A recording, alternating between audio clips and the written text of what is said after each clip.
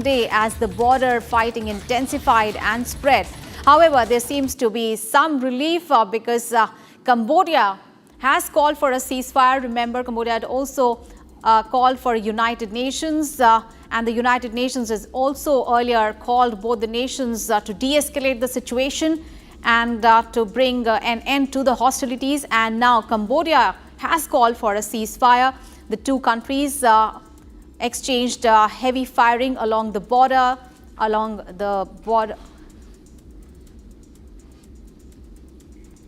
And talking about the dispute, as far as the border dispute between the two countries is concerned, it's a century-old dispute, and this is not the first time that the two countries are exchanged in firing exchange of fire.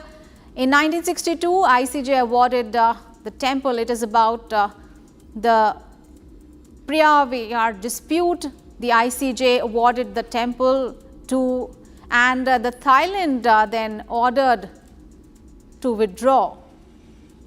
In 2008, Cambodia registered the site with the UNESCO. However, Thailand objected to that idea, and that is what led to the military clashes.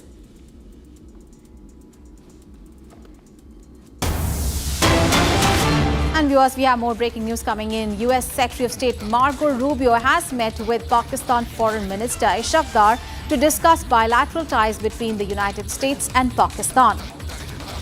So, the US doublespeak is out in the open because Rubio expressed appreciation for Pakistan's continued willingness to play a constructive role in mediating conversation with Iran and its commitment to preserving regional stability. The two also discussed prospects for deepening bilateral counter-terrorism cooperation, including the countering of ISIS and the upcoming US-Pakistan counter-terrorism dialogue in Islamabad this August. Rubio's remarks come just days after he announced that the US would designate TRF, a front for Pakistan-based Lashkar-e-Toiba, as both a foreign terrorist organization and a specially designed global terrorist. So, the US double talk on terror is out in the open. On the one hand, it is talking about the TRF getting a terror tag, and on the other hand, we are seeing this diplomatic measures with Pakistan. Rubio meeting with Ishaq Dar there and talking about cooperation as far as anti-terrorism is concerned. So remember, TRF gets a terror tag, which is a front for Pakistan-based Lashkar-e-Toiba, and this is what the US had announced a week back. But just few days later, we see diplomatic measures. Marco Rubio, the US Secretary of State, meeting with Ishaq Dar. So the US double speak on terror is out in the open. On the one hand, it is talking about the organizations getting a terror tag, but at the same time, it is talking about US-Pakistan cooperation as far as counter-terrorism is concerned.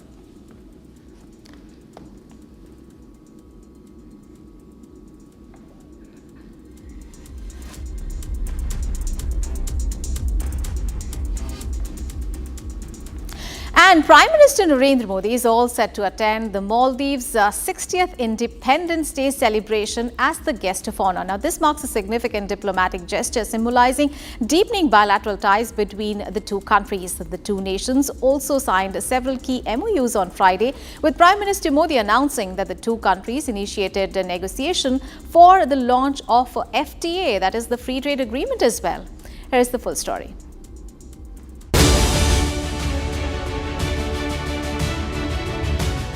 Bharat Maldives का सबसे करीबी पड़ोसी है। मालदीव भारत की neighbourhood first policy और महासागर vision दोनों में एक अहम स्थान रखता है। भारत को मालदीव का सबसे भरोसेमंद मित्र होने पर भी गर्व है। Today, Prime Minister Narendra Modi is all set to attend Maldives' 60th Independence Day celebrations as the guest of honor. The visit also marks the 60th anniversary of diplomatic ties between India and Maldives.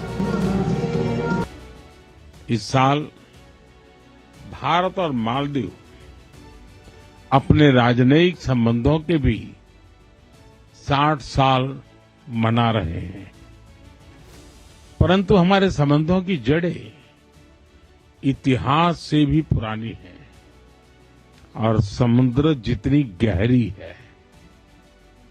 आज जारी किया गया डाक ticket, जिसमें दोनों देशों की पारंपरिक नौकाएं हैं, दर्शाता है कि हम केवल पड़ोसी नहीं हैं, सहयात्री भी हैं। PM Modi received a grand welcome on the first day of his visit to Maldives with a 21-gun salute and a ceremonial welcome.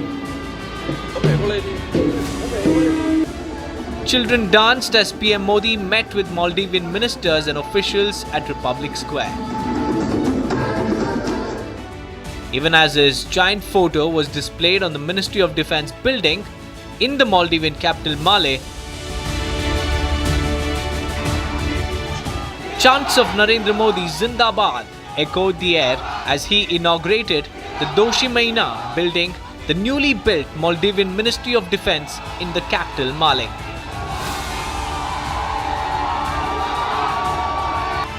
On Friday, the two countries announced the initiation of negotiations for the launch of a free trade agreement. हमारी आर्थिक साझेदारी को गति देने के लिए हमने कई कदम उठाए हैं। आपसी निवेश को गति देने के लिए हम शीघ्र ही बायलैटरल इन्वेस्टमेंट ट्रीटी फाइनलाइज करने की दिशा में काम करेंगे। फ्री ट्रेड एग्रीमेंट पर भी बातचीत शुरू हो गई है।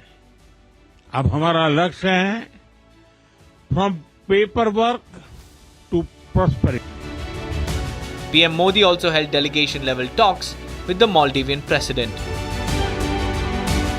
They primarily focused on consolidating cooperation in areas of trade, defense and infrastructure. रक्षा और सुरक्षा क्षेत्र में आपसी सहयोग, आपसी विश्वास का परिचायक है। हमारी साझेदारी अब वेदर साइंस में भी होगी। मौसम चाहे जैसा हो, our friendship will always remain bright and clear. Maldives की रक्षा क्षमताओं के विकास में भारत निरंतर सहयोग देता रहेगा। This marks a major turnaround in the ties after a spell of unease. India also extended the line of credit of around 5,000 crore rupees to Maldives. हमारी डेवलपमेंट पार्टनरशिप को नई उड़ान देने के लिए हमने मालदीव के लिए $565 मिलियन यानी लगभग 5,000 करोड़ रुपए की लाइन ऑफ क्रेडिट देने का निर्णय लिया है। यह मालदीव के लोगों की प्राथमिकताओं के अनुरूप यहां के इंफ्रास्ट्रक्चर के विकास से जुड़ी परियोजनाओं के लिए इस्तेमाल ली जाएगी। India also reduced annual debt repayment obligations of Maldives on GOL-funded LOCs. This is significant diplomatic gesture symbolizing deepening bilateral ties between the two nations. Maldives will extend its full support for India as the host of COP33. We confidently recognize India's capability to lead global efforts towards a successful and impactful outcome. Our people-to-people connections have long been the foundation of the relationship between the Maldives and India. India was among the first nations to recognize Maldivian independence in 1965 and established diplomatic relations. This is PM Modi's third visit to Maldives and his first visit during President Muizzu's tenure.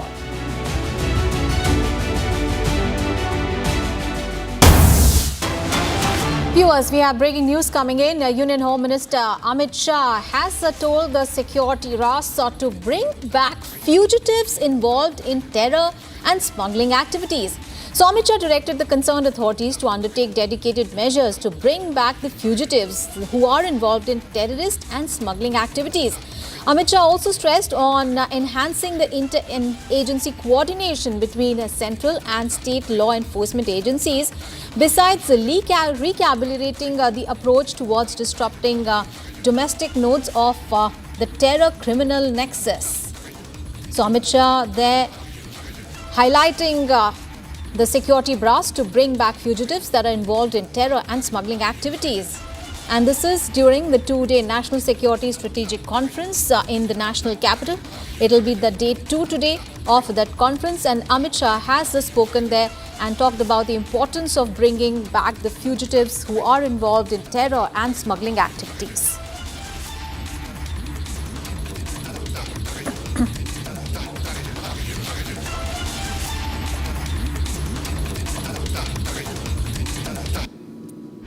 All right, let's get you some other news. 26th of July 1999, the year India won the Kargil War on the military peak of the Himalayas.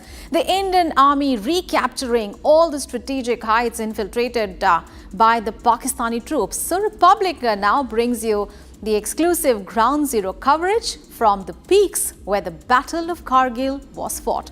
Here is the full story.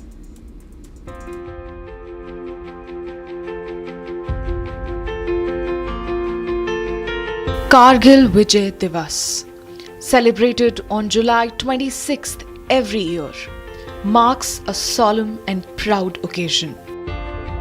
It honors the bravery and sacrifice of Indian soldiers who laid down their lives during the Kargil War 26 years ago. The Kargil War began in May 1999 when the Pakistani troops and terrorists infiltrated Indian territory along the line of control. They had seized strategic peaks in the Kargil region of Jammu and Kashmir.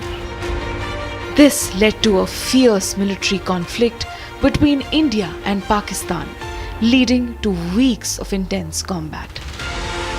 The war ended after the Indian army recaptured all occupied positions, and the war officially concluded on July 26, 1999. Reporting from Lamachan viewpoint, and from this very point one can see all those peaks where the Battle of Kargil was fought. This battle was fought between India and Pakistan, and the aim was to evict those intruders who were dominating these heights. I'll ask my VJ Firdaus to focus and show you through the panoramic view how the peaks look like. These are the peaks where the Battle of Kargil was fought, be it the Tolo link or the other peaks, as the India has adopted a multi-pronged strategy approach to overcome the challenges of 1999.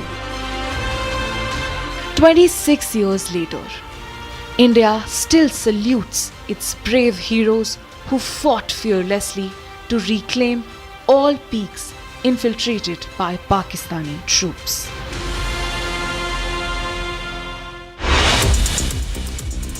Let's get you some more news that are making headlines across the nation. BJP MP Manoj Tiwari took a swipe at the opposition over the ruckus both inside and outside Parliament amid the ongoing voter roll revision in election-bound Bihar.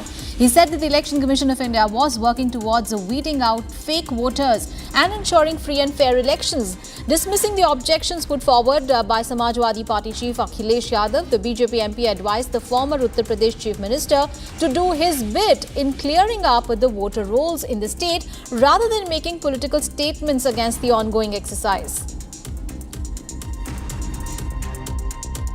Akhilesh Yadav ji आजकल हवाई तीर ज्यादा चलाते हैं। अगर एक भी proof आपके पास होगा तो सड़कों पे और मीडिया में बयान देने से नहीं वोट कटता या जुड़ता है, उसकी एक प्रक्रिया है। उनको मुझे बहुत खुशी होगी कि जिस प्रकार से हम फर्जी वोटों को हटाने के पक्षधर हैं और अच्छे और सही वोटों को जुड़वाने के पक्षधर हैं, अखिलेश यादव जी को बोलने से ज्यादा करना चाहिए. Days ahead of the parliamentary debate on Operation Sindoor, the Congress called on the centre to come out with clear answers to all the questions posed by the opposition members on India's military retaliation to the horrific Pahalgam terror attack. Now, speaking to reporters, Congress National General Secretary Avinash Pandey said that his party takes immense pride in the valour of the armed forces. He said that the people had high expectations from the forces to avenge the heinous terror attack of 22nd of April, and they lived up to them. He said while the Operation Sindoor was a success, the government should not run away from the opposition's questions. निश्चित रूप से अपेक्षा के अनुसार operation सिंदूर काफी सफल रहा.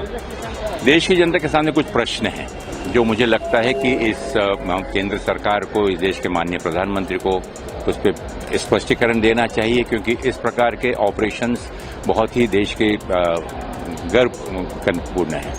तो इसमें जो भी डाउट्स हैं, जो प्रश्न उठ रहे हैं, उस पर समाधान पूर्वक सरकार को जवाब देना चाहिए, ना कि उससे पीछे हटना चाहिए. Union Minister Chirag Paswan came out in full support of the ongoing voter roll revision exercise in election-bound Bihar, asserting that no injustice will be done to any bona fide citizen of our country. However, he said that no one will be allowed to misuse the cherished democratic right of citizens, which is the right to vote. He added that the exercise was not unprecedented, as it happened 4 times previously in the country as well, and said that the exercise was being conducted in exactly the same way as before. मेरी समझ के परे है कि एक चुनाव आयोग के द्वारा अपनाई गई प्रक्रिया जो इस बात को सुनिश्चित करने के लिए की जा रही है कि कोई भी देश के नागरिक के साथ कोई अन्याय नहीं होगा, पर एट द सेम टाइम कोई अगर घुसपैठिया भी होगा तो उसको भी देश के सबसे बड़े अधिकार, मताधिकार का दुरुपयोग करने का मौका नहीं दिया जाएगा. कई बार देखा जाता है भाई कितने लोगों का निधन हो जाता है, उनके नाम पर वोट पड़ते रहते हैं, और ये प्रक्रिया कोई देश में पहली बार थोड़ी हो रही है. इससे पहले भी 4 बार देश में ये प्रक्रिया हो चुकी है. Rajasthan Minister Madan Dilawar condoled the loss of lives in a roof collapse in a government school in the state on Friday. Terming the incident as deeply unfortunate, the minister said that the government has announced an ex gratia of 2 lakh rupees each for the families of the deceased. He said that the school would be rebuilt and the classrooms named after the deceased students. He added that a thorough probe into the incident would be conducted and those found guilty of negligence would be taken to task. देखो, स्थिति तो भयावह थी ही और बहुत ही कष्ट का विषय है, दुखद घटना है. और सरकार की तरफ से 10-10 लाख रुपए की उनको आर्थिक सहायता देने की घोषणा की है और एक परिवार को एक संविदा की नौकरी देंगे और एक बहुत अच्छा सुंदर सा विद्यालय बनाएंगे. विद्यालय के जो कमरे होंगे वो उन बच्चों के नाम से होंगे जिनकी मृत्यु हो गई है. And as part of the 26th Kargil Vijay Diwas, the army organized a drone show in Drass, showcasing the advancements in border security since the 1999 war. The demonstration featured drones performing surveillance, deliveries and simulated targeting alongside robotic dogs for patrolling and load carrying. These technologies are looking to enhance surveillance, logistics and reduce the risks for soldiers in a challenging terrain. Here is the report. In a spectacular display of technological prowess, the Indian Army held an impressive drone show in Drass in Kargil. The event highlighted the Indian Army's elite drone capabilities, showcasing various types of drones and robots that play a crucial role in modern warfare. Honor the sacrifices made by the heroes of Kargil war. The Indian Army is displaying you that how technology plays an important role in today's world, be it the world of medicine, education or the war. We are showing you the display of the drone. This is a mesmerizing drone show that has that is in the sky to honor the brave Kargil warriors on this anniversary of Kargil Vijay. The Indian Army demonstrated its advanced drone and robotic technologies, illustrating their effectiveness in demolishing enemy targets and bunkers. Drones create dynamic pattern, including we are seeing this. So help is also being provided by soldiers to monitor the technology, and then you see the tricolor, so reflecting India's pride and gratitude for its defenders. This is one of the powerful image that tells you about the Kargil war, the war that was fought here in this very terrain, the Kargil war. This was a war of 1999. These technologies will reduce the fatigue and dangers faced by soldiers in difficult terrain and harsh weather conditions in the region. Armed drones took center stage, carrying the SIG assault rifles that enable them to engage enemy targets from the sky with ease. The successful demonstration reflects the Indian Army's commitment to integrating cutting-edge technology into its operations, ensuring enhanced capabilities in safeguarding national security.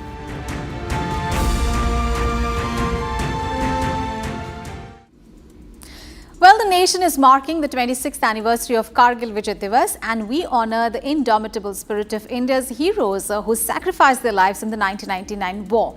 At the Drass War Memorial, the nation came together to light the lamp of gratitude to pay tribute at the Amar Jawan Wall. Here is a ground report. The Amar Jawan Wall bears the names of young warriors who rest beneath Drass's soil. Each name on the Amar Jawan Wall tells a story of unmatched courage, duty and sacrifice that secured the nation's pride. I'll ask my VJ to show you this very wall where the name of those soldiers who fought Kargil war is written. Kargil war, the war that was fought between India and Pakistan in 1999, when Pakistani terrorists and the troopers they captured these heights, be it the Tololing, Tiger Hill, Batra Top, 4785.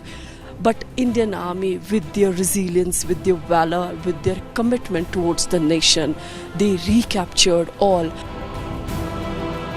The lamp lighting ceremony at the Drass War Memorial is a poignant tribute to the heroes of Kargil war.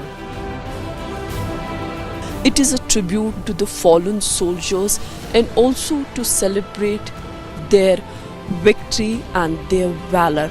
As my VJ can show you the visuals that are coming from the Drass Memorial here, where you see the families of these martyrs who had come together to lit lamp. These countless lamps lit to symbolize eternal gratitude, remembrance and respect for India's brave heroes. The atmosphere here is reverent and patriotic, with flickering flames illuminating the memorial in the crisp mountain air. We sing a solemn tribute to honor the soldiers who sacrificed their lives during the 1999 Kargil war. It honors the brave hearts who fought and fell defending India's borders in 1999. Today, the nation bows in reverence from Drass to Delhi, tributes pour in for our Kargil heroes. Kargil was not just a war, it was a reminder that India stands strong, united and proud.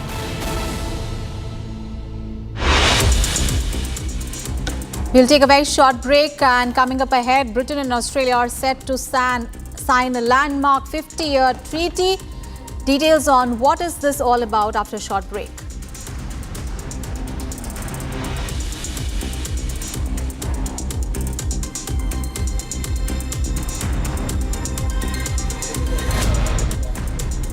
Also, 2 people killed and hundreds have been evacuated as massive wildfires are tore through southern Cyprus, destroying numerous homes and threatening a dozen villages. Details on those big international news and much more after a short break. Stay tuned.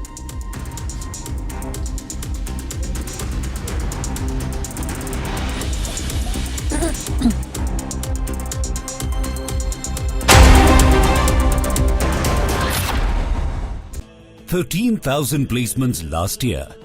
At Amity, we are committed to nurturing passionate, hardworking and proactive professionals.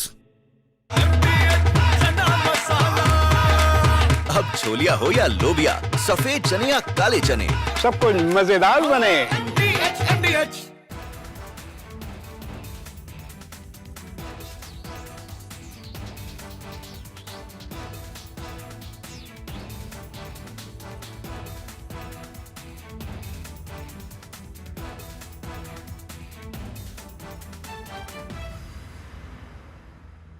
MDH की हल्दी मिर्ची धनिया करे कमाल, ये रंग दे, ये खुशबू दे, ये तीखा, ये कम पड़े, क्या निराला MDH मसाला।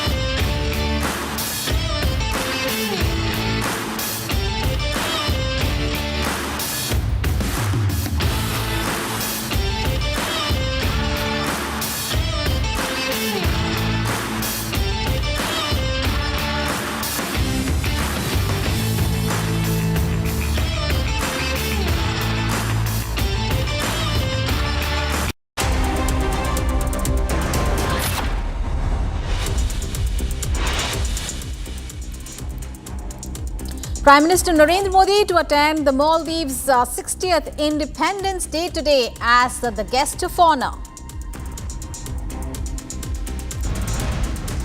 भारत और मालदीव के संबंध सदियों पुराने हैं। हम पड़ोसी हैं, साझेदार हैं और जरूरत के समय साथ खड़े रहने वाले सच्चे मित्र हैं। Prime Minister Modi attends a state dinner in Maldives, hails India-Maldives ties. Republic launches mega campaign to boycott India-Pakistan Asia Cup clash. Nation says terror and cricket cannot go hand in hand.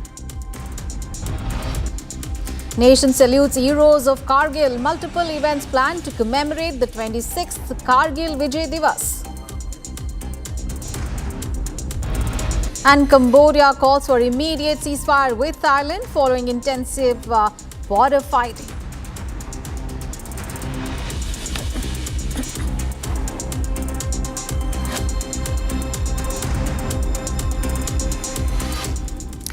Viewers, a tragic incident struck Rajasthan's Jhalawar district on Friday, where a portion of a government school building collapsed, claiming the lives of 7 children and injuring 28 others. The heartbreaking loss has spread to widespread outrage across the state, with citizens and activists demanding a thorough investigation into the cause of the collapse. Here is the full story. Slabs of concrete, bricks and stones piled up high, scores of people, frantic parents and teachers running around. A school roof in Rajasthan had collapsed. A portion of a government school building in Rajasthan's Jhalawar district collapsed on Friday, claiming the lives of 7 children and injuring 28 others. The part of the Piplod government school building housing classes 6 and 7 gave way, reportedly bearing around 35 people. Teachers and parents helped in the rescue efforts, searching through mounds of debris to pull out the children. Angry locals said they had informed the subdivisional magistrate about the condition of the school building, but no action was taken. Amid the grief over the loss of lives, massive protests were held in Jhalawar. Chief Minister Bhajanlal Sharma expressed deep sorrow over the student deaths and the roof collapse. The Chief Minister said a thorough investigation to determine the cause of the collapse was underway. Jhalawar के पिपलौदी में सरकारी विद्यालय की छत गिरने से हुआ हादसा दुखद एवं हृदय विदारक है। इस दर्दनाक हादसे में मासूम बच्चों की मृत्यु से मन व्यथित है। इस हादसे में जिन्होंने अपने मासूम बच्चों को खोया है उसकी भरपाई तो नहीं हो सकती, पर इस गंभीर घटनाक्रम की उच्च स्तरीय जांच करवाकर जिम्मेदारों पर सख्त कार्रवाई की जाएगी। Even as a probe is underway, the big question is, will the guilty pay for the loss of innocent lives?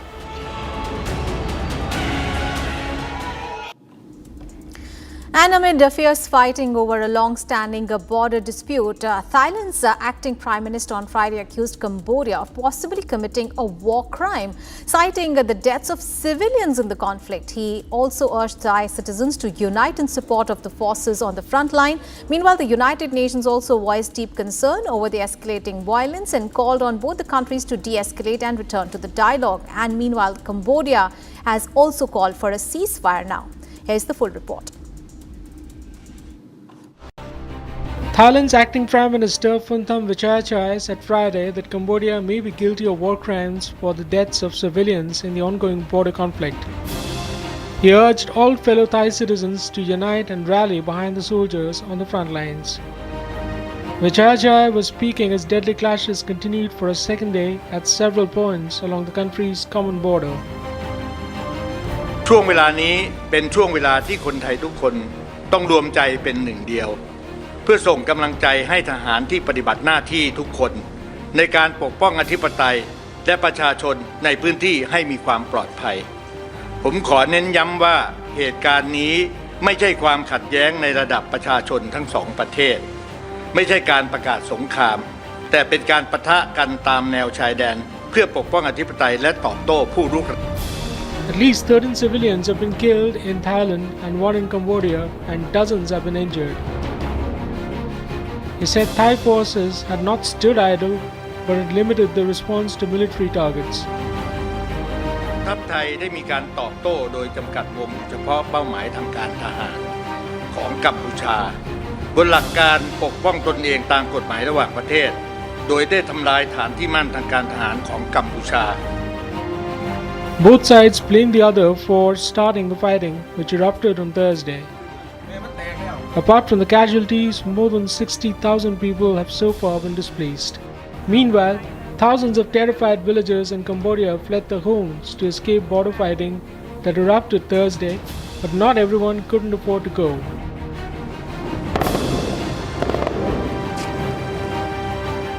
Niam Mom, 53, one of the last grocery sellers still in the city of Samrong, said if she packs up, she faces potential financial ruin. ជាបរិទ្ធរត់អស់ក៏អត់មានណាទីទិញពេលនេះហើយក៏ទុកអីវ៉ាន់នឹងរត់ទៅអីវ៉ាន់នៅជំពាក់គេ Concerned over the escalating tensions, UN Secretary General Antonio Guterres urged Thailand and Cambodia to exercise maximum restraint, a UN spokesman said earlier. However, with both nations raising the stakes, there's no immediate end to the conflict in sight.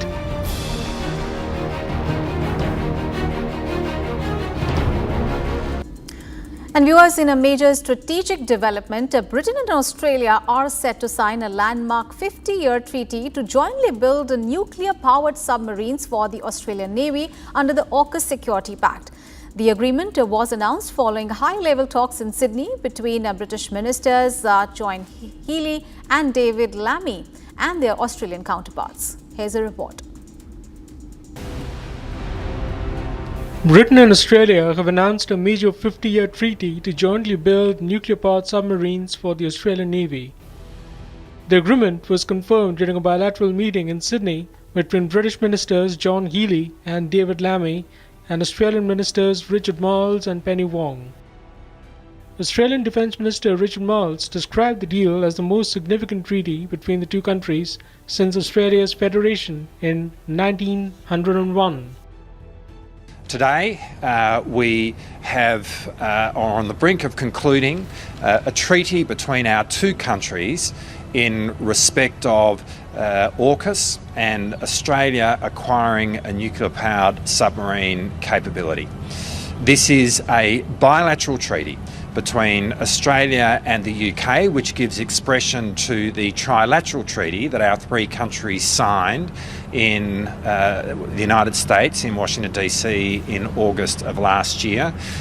It is as significant a treaty as has been signed between our two countries since Federation. The treaty falls under the AUKUS Pact, under which Australia will acquire at least 8 nuclear submarines, including up to 5 second-hand US Virginia-class vessels.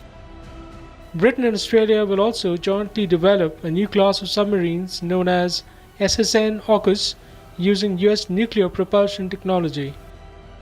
The United States, currently reviewing the deal under the Trump administration, has faced delays in its own submarine production, raising concerns about timely delivery to Australia. Australia has already paid 2 installments of $500 million each to the United States, with the total cost of the program estimated at up to $245 billion.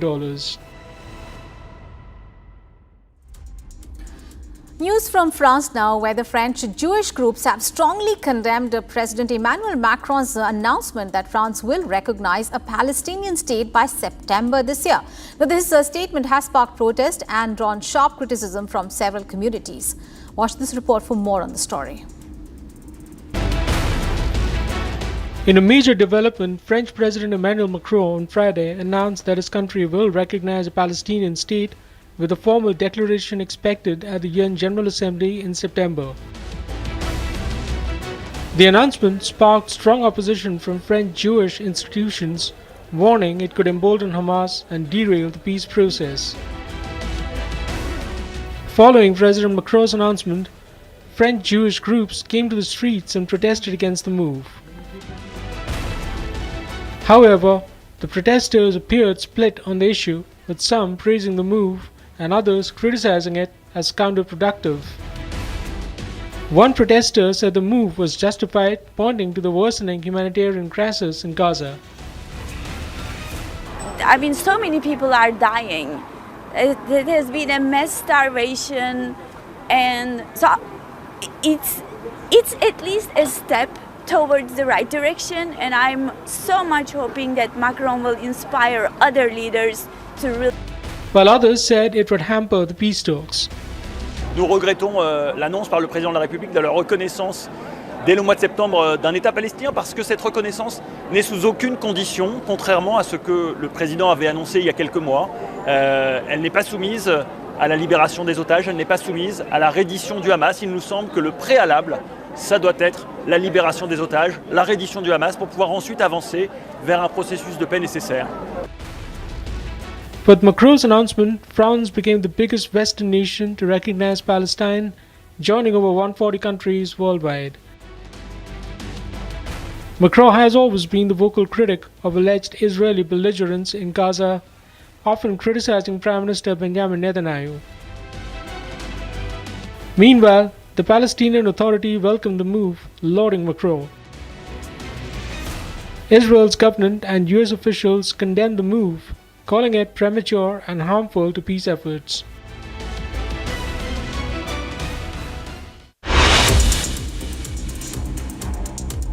France's highest court on Friday upheld some of Syrian ex-leader Bashar al-Assad's personal immunity as a head of state, while greenlighting possible future war crime warrants, drawing criticisms from human rights lawyers and Syrian activists. The court upheld Assad's head of state immunity, but added that since Assad is no longer in office, the new arrest warrants may have been or may be issued against him for acts that may constitute war crimes or crimes against humanity. The decision is a blow to the war activists who had hoped that the court would set aside the immunity, a decision that could have had far-reaching consequences for other leaders accused of atrocities. A combination of high-profile detentions, a new foreign agents law, violent repression of peaceful protesters, and the risk of imminent government detention has driven more than 100 people to flee El Salvador in the recent months. The biggest exodus of journalists, lawyers, academics, environmentalists and human rights activists in years is a dark reminder of the nation's brutal war, where tens of thousands of people are believed to have escaped. Exiles who spoke to the Associated Press say that they are scattered across Central America and Mexico with little more than a backpack and a lingering question of where they will end up. US President Donald Trump is travelling to Scotland on Friday as his family's business prepares for the 13th of August opening of a new golf course, which is billed as the greatest 36 holes in golf. While there, Donald Trump will talk trade with British Prime Minister Keir Starmer, a meeting that he said will take place at probably one of his properties. He is also scheduled to meet Scottish leader John Swinney. This week's presidential overseas trip, with its sprawling entourage of advisors, White House and support staffers, Secret Service agents and reporters, will help show off Donald Trump's brand golf destinations while demonstrating how the president has become increasingly comfortable intermingling his government pursuits with promoting his family's business interests. US Secretary of State Pete Hegseth welcomed all three of his Baltic states counterparts to the Pentagon on Friday. Hegseth held an honor cordon for the Estonian Minister of Defense Hanno Pevkur, the Latvian Minister of Defense Andris Spruds and the Lithuanian Minister of National Defense Dovilė Sakelienė, followed by a quadrilateral meeting. Each country took time during their press conference to praise their alliance, double down on their support for Ukraine and their commitment to NATO including monetary commitments.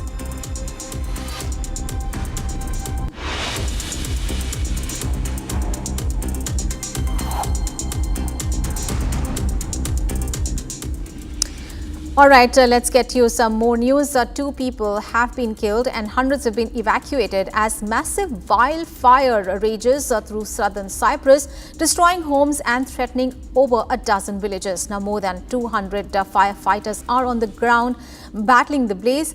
And in a show of international support, Spain has also dispatched 2 firefighting planes. Jordan has sent in helicopters and Israel has deployed its Air Force jets to assist in the firefighting efforts. Here is a report.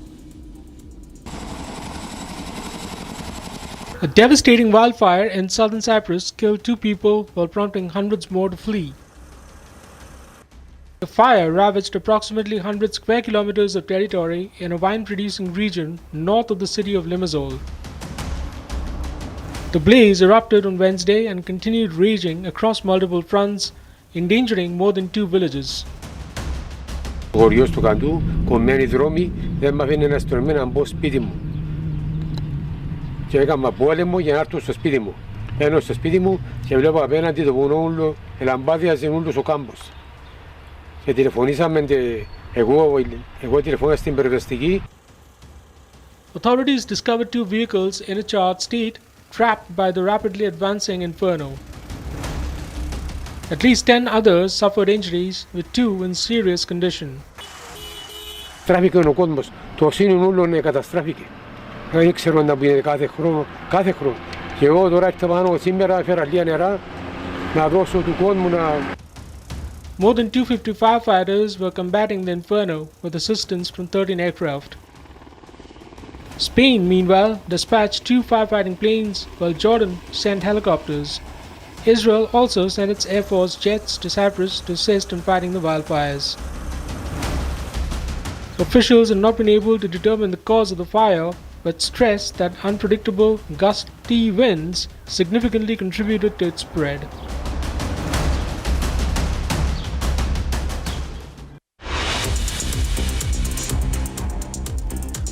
India's woman batter Veda Krishnamurthy announced her retirement from international cricket on Friday, signalling the end of a career that featured 48 ODIs and 76 T20s, where she amassed 829 and 875 runs respectively. However, she indicated that her journey with the sport is not over, hinting at a future role off the field. India's promising badminton talent Unnati Huda saw her impressive run at the China Open Super 1000 come to an end after she fell to world number 4, Akane Yamaguchi of Japan, in straight games in the quarter-finals. The 17-year-old, who recently claimed her biggest career win over her idol and two-time Olympic medalist PV Sindhu, went down 16-21, 12-21 in a 33-minute contest. With Huda's departure, India's singles challenge at the tournament ended.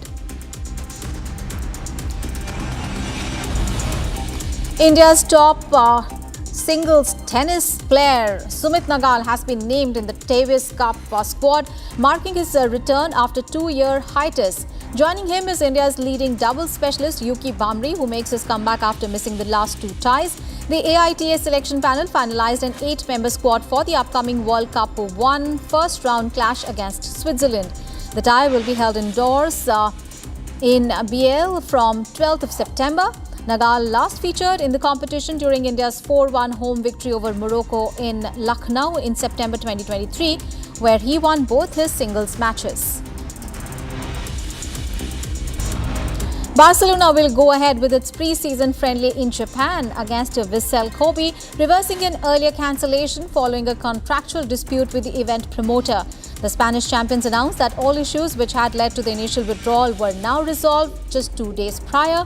However, the club did not disclose the promoter's identity or elaborate on the nature of the dispute.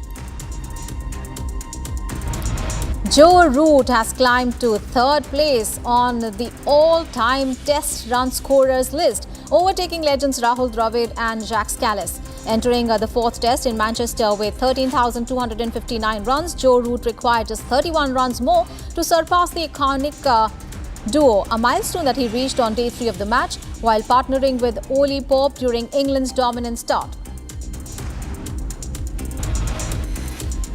Spain's legendary midfielder and World Cup winner Xavi Hernandez reportedly submitted a direct application via personal email for the role of India's head football coach, catching the All India Federation club off guard. While the gesture was appreciated, the AIFF was unable to consider his candidacy due to financial constraints, as hiring a global icon of Xavi's stature far exceeded the federation's budget.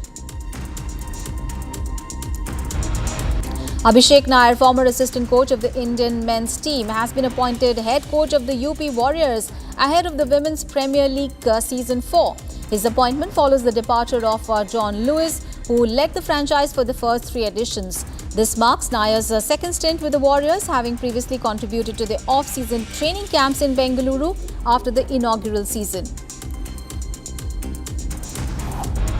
To gear up for the upcoming Asia Cup, the Indian men's hockey team is all set to travel to Perth in Australia for a 4-match friendly series against the 6th-ranked host from 15th of August to 21st of August. Ranked 8th in the world, India will play on 15th, 16th, 19th and 21st of August at the same venue. The Asia Cup will be held in Rajgir in Bihar from 29th of August to 7th of September, with a direct qualification berth to next year's FIH World Cup awaiting the tournament winner.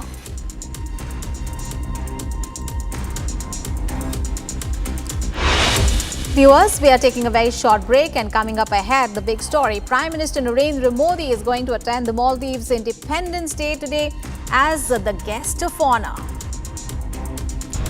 And also, the big story is the nation saluting the heroes of Kargil. Multiple events planned to commemorate the 26th Vijay Kargil Diwas. Details on those big stories and much more coming up after a short break. Stay tuned.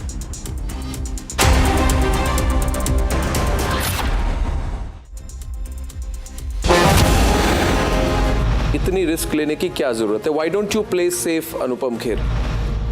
I would have not reached here if I had played safe. I would have not survived in this profession if I had played safe. I did not play safe in my first film. That's the way my life is. What is the idea of walking on a path which is not full of ditches, speed breakers, problems? Because when I reach the destination, I should look back and say, wow, क्या मुश्किलों से गुजर के मैं यहाँ तक पहुँचा हूँ, इसलिए मैंने सर्वाइव किया ये 40 साल। आजकल बहुत सारे यंग लोग बोलते हैं that is the way I am। मैं तो शायद 95 साल की उम्र में भी नहीं बोल पाऊंगा कि that is the way I am। Because the moment that is the way I am, that means your growth is not there।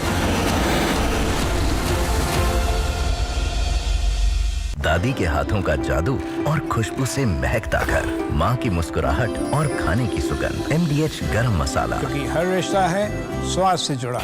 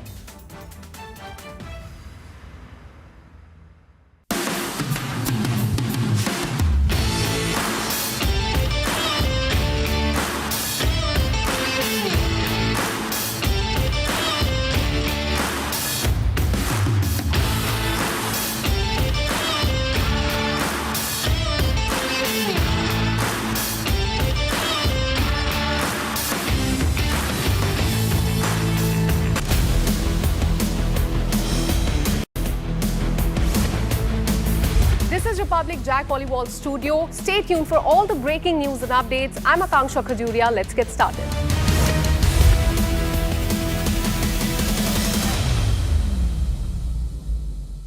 $13,000 placements last year. At Amity, we are committed to nurturing passionate, hardworking and proactive professionals. ये है secret recipe MDH का जीरा SIP जल जीरा मसाला। SIP SIP जीरा SIP जीरा SIP MDH का जल जीरा सिप MDH का जल जीरा SIP.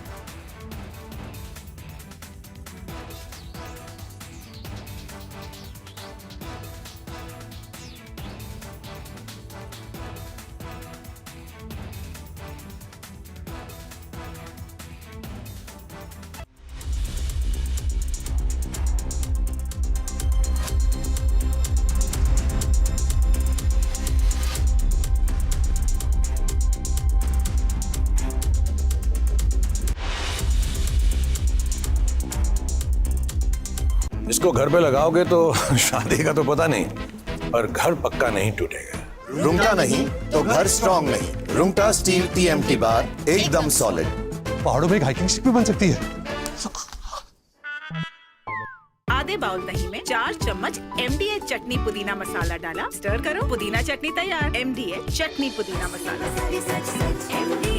MDH।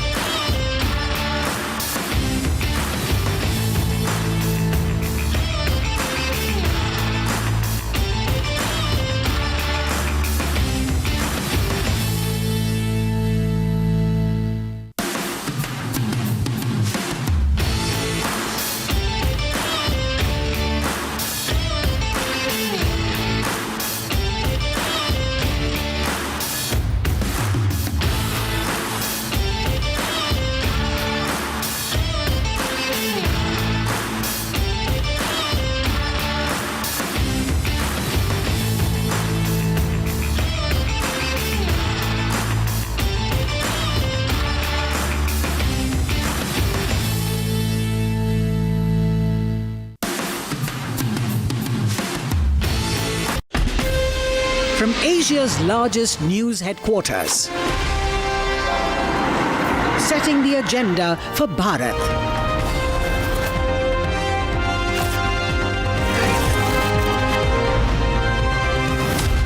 You're watching Republic.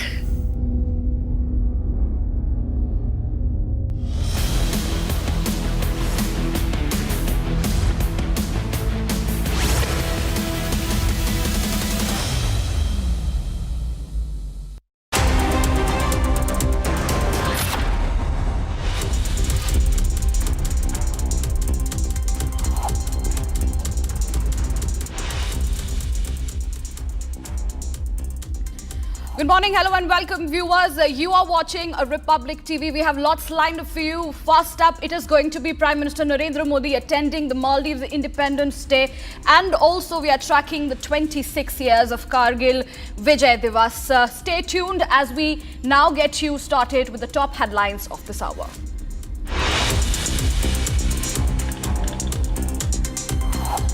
Prime Minister Modi to attend Maldives Independence Day as chief guest.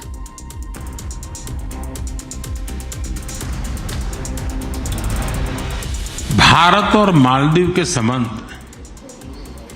सदियों पुराने हैं। हम पड़ोसी हैं,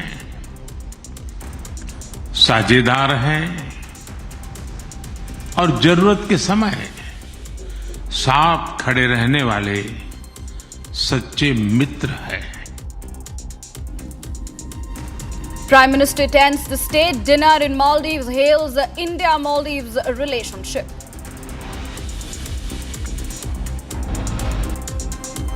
Republic launches mega campaign to boycott India-Pakistan Asia Cup clash. Nation says terror and cricket cannot go hand in hand.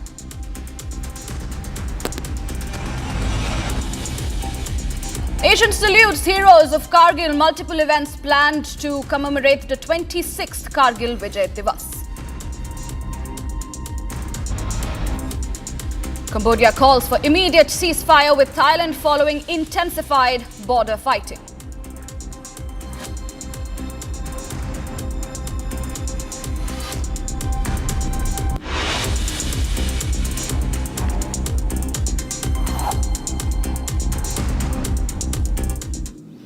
Viewers, thank you for staying with us. Well, July 26, 1999, the year India won the Kargil War on the mighty peaks of the Himalayas. Now, the Indian army recapturing all the strategic heights infiltrated by Pakistani troops. This is not just a day of remembrance, but a day of courage, sacrifice, and unwavering determination of the Indian armed forces who reclaimed the Indian territories from enemy forces in one of the most challenging high-altitude wars ever fought.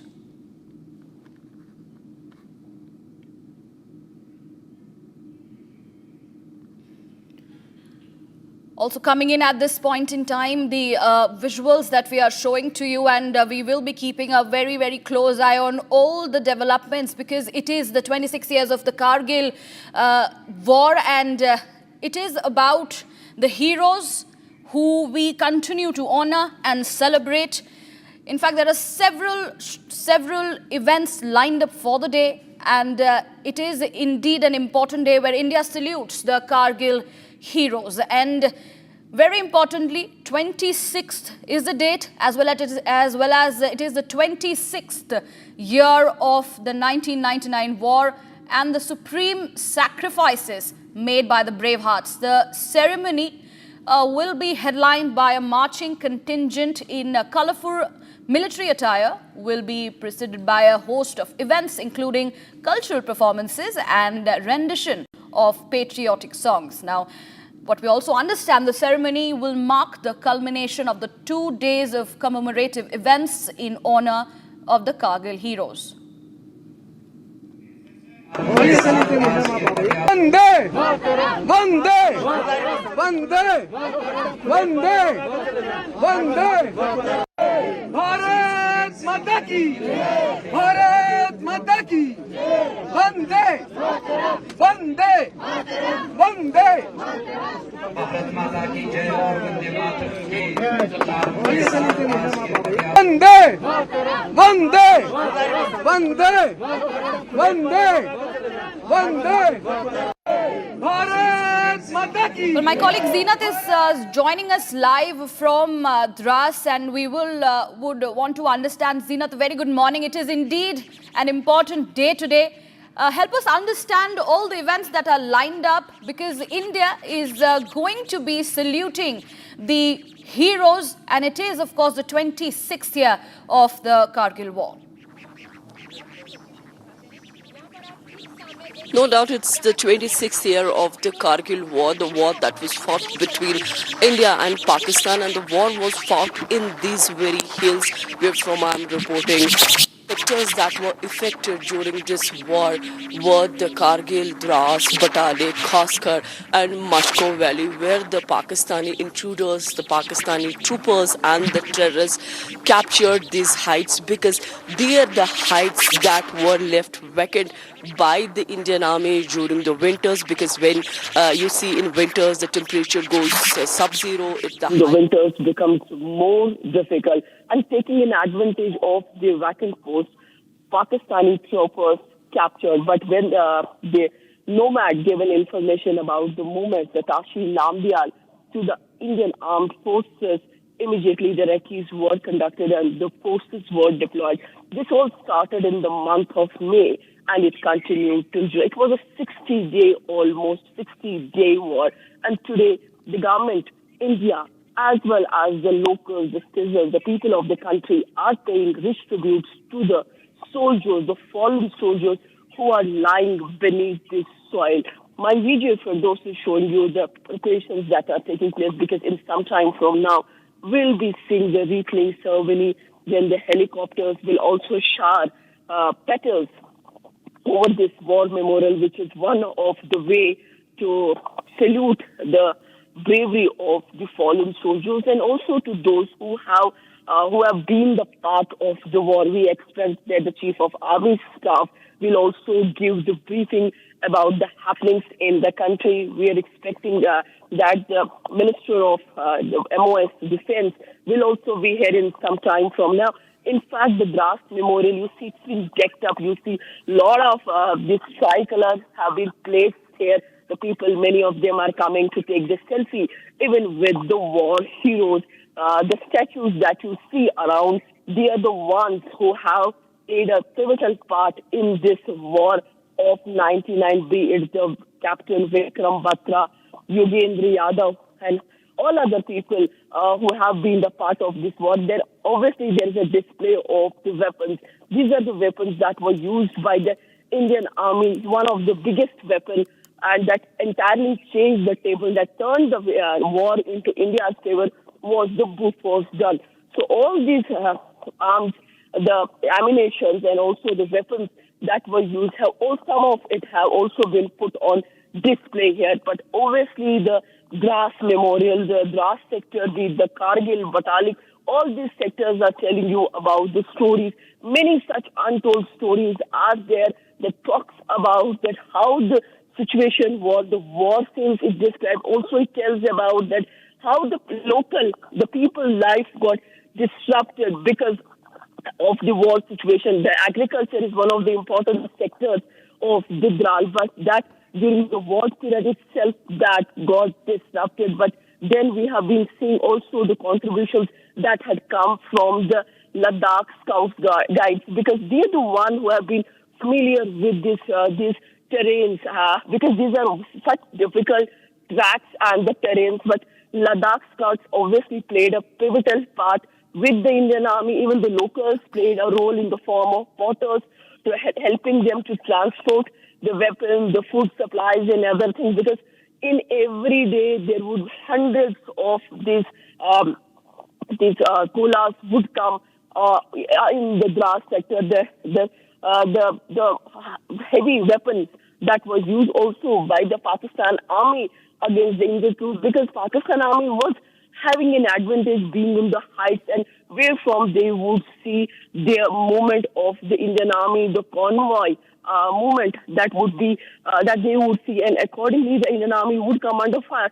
But many things changed when the victory. Many things changed when the victory was seen in the form of recapturing this Tiger Hill, because it completely changed India's move, and it also showed India's resolve. In fact, it was the Pakistan that crossed the line of control, and India has been maintaining that they don't want to cross the line of control because they don't want to turn it into a full-fledged war, for which India got lot of support, the diplomatic support, and the Pakistan got drubbing and the condemnation from the different quarters, because this when Pakistan intruders infiltrated here, it was just after the Lahore declaration in 1999 in February. That declaration was signed, and it was looking for peace in the Kashmir Valley. But just after a few months, we've been seeing that the Pakistani intruders tried to capture these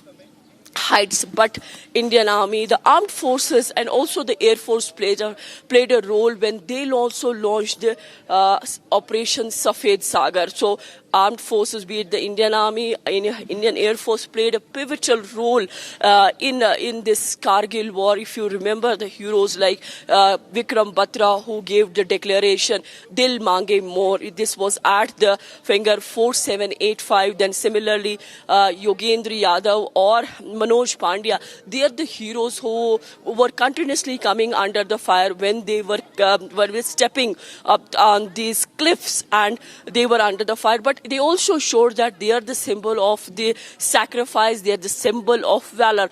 Today, the people of the country have gathered together to pay homage to the fallen soldiers, to salute their valor, to salute their courage, and to tell them that the country is not only celebrating the valor, but also it's a solemn occasion where the soldiers who continued in this war between India and Pakistan for around 60 days and gave a peaceful sleep to those Indians who were at their places. So country has come together to pay the tributes, to remember their bravery. So we are saying, and it's a solemn occasion where the soldiers of the Kargil war are being remembered by all of us. Absolutely, Zeenat, appreciate you giving us that detailed explanation on the importance of this very day. Well, Zeenat, I would also, want to ask you about the fact that it is indeed a celebration of courage. Now, whether it was the Kargil war in 1999 or it is the Operation Sindoor that we had seen recently, our Indian Army has definitely come a very long way. Yes, the Indian Army has come a long way in the form, not only in the form of the soldiers, the men in olive green, but we are seeing the technology that has been, that is now with the Indian Army is definitely a game changer. Earlier, what used to happen and why these peaks were captured by the Pakistan troopers, because they were left and there were not much technology to monitor these peaks. But now you see the monitoring is taking place round the clock, 24/7 into 365 days. So most of the Jawans are there on the peaks monitoring the system. The aerial surveillance is going on. The drones that have come with the Indian Army is altogether a different game. If it's a different ball game when we see the drones with the Indian Army, how the enemy is all the time on the radar, and how the monitoring is being done, the kind of equipment that has come.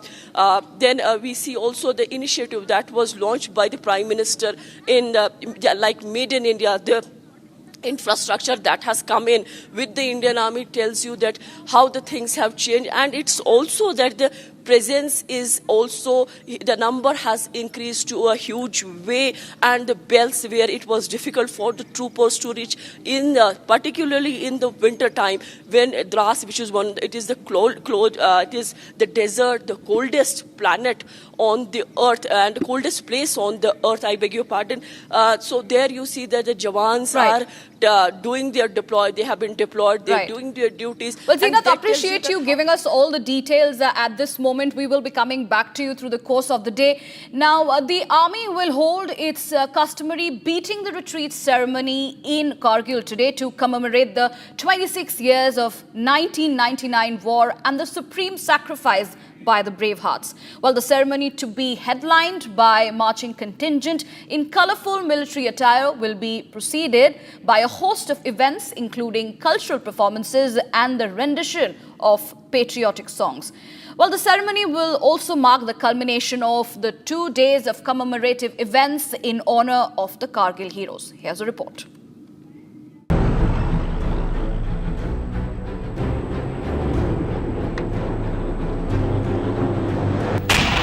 One of India's most cherished victories in the battlefield has continued to inspire the forces through generations while filling nationalist Indians with pride.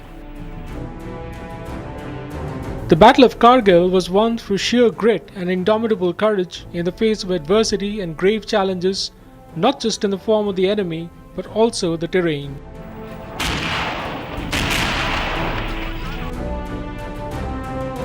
Kargil veterans, leaders and artists from across the country have converged in the Rocky Heights to honor the heroes of the 1999 war with Pakistan. I'm reporting from Lamachan viewpoint, and from this very point one can see all those peaks where the Battle of Kargil was fought. This battle was fought between India and Pakistan, and the aim was to evict those intruders who were dominating these heights. These are the peaks where the Battle of Kargil was fought, be it the Tolo Link or the other peaks, as the India has adopted a multi-pronged strategy approach to overcome the challenges of 1999 of Kargil war. Small, highly trained units conducted frontal and flanking attacks to dislodge the enemy from their fronted positions. Units like the Gorkha Rifles, Rajputana Rifle, Ladakh Scouts definitely played a pivotal roles. In a fitting commemoration of Operation Vijay, the army will hold its customary beating the retreat ceremony in Drass today.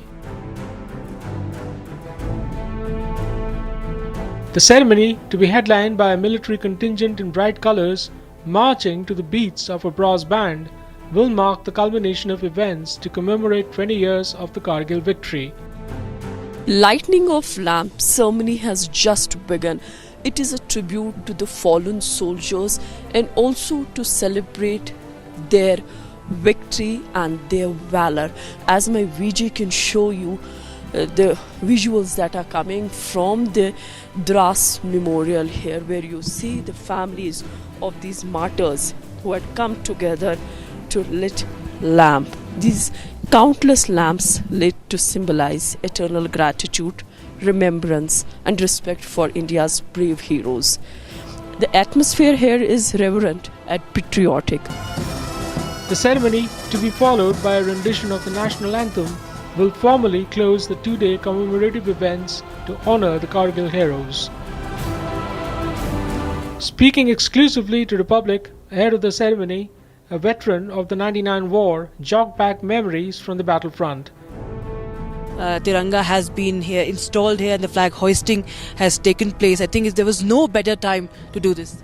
I agree with you totally. That is the reason when the proposal came, our organization, which as you was headed by the president of the organization, Mr. Naveen Jindal, he immediately accepted the proposal. And since I am a Kargil war veteran, I was aware of the importance of this location. And I knew from here all the important hill features where the all well-known battles were fought, they took place in front of this feature only. So we felt greatly privileged, and we are thankful to the Indian Army that they gave the Flag Foundation of India an opportunity to install these flags. Families of soldiers who made the supreme sacrifice during the Kargil war shared many untold stories. Feel तो फख्र हो रहा है कि अपने देश के लिए शहीद हो गए और इतनी अच्छी जगह पे अपने देश के लिए लड़ते सम्मानित करते हैं, तब भी अच्छा लगता है। लेकिन उसके पीछे बहुत बड़े दुख छुपे हुए हैं, जो 26 सालों का दुख पूरा नहीं हो सकता। बेटा भी 7 महीने का था उस टाइम पे, और 2 बेटी हैं। कितने छोटे थे ये? 7 महीने का था। वो लीव पर थे जब ये हुआ था? हमारी यूनिट की यहाँ पे पोस्टिंग थी पहले से, और वो घर से छुट्टी छोड़ के आए थे लड़ने के लिए, क्योंकि एकदम न्यूज़ में आ गई थी ना कि लड़ाई हो रही है, तो छुट्टी गए हुए थे 2 महीने की, तो 15 दिन की छुट्टी छोड़ के आ गए थे। कोई बुलाया भी नहीं था, लेकिन उनकी तमन्ना थी कि मैं लड़ाई लड़ूँ सामने की। उनके दादा भी आर्मी में थे, उन्होंने भी बहुत लड़ाई लड़ी है बहुत सारे देशों में, तो बस उनका फ़ख्र पूरा हो गया। आज जब आप उनके बारे में सुनते हैं, उनकी कहानियाँ सुनते हैं, तो क्या कुछ आपके जहन में चलता है? प्राउड ही होता है, आदमी बहुत को इज्जत देते हैं, जैसे भी कहीं बताता हूँ मैं, तो प्राउड ही फील होता है बहुत ज़्यादा। We are at the Kargil War Memorial in Drass. This is a pilgrimage for those who want to pay tribute to those who made the sacrifice during Operation Sindoor. And of course, it is very close to the kin of the martyrs, the families of those who made the supreme sacrifice. 318 epitaphs have been installed here. Names of all those who made the supreme sacrifice. And this is a salute, this is a tribute to the heroes at the Kargil War Memorial. It is called the Veer Bhumi. Well, it's been 20 years since the last bullet was fired in the heights of Kargil and the tricolour fluttered on Tiger Hill. The war continues to evoke national pride.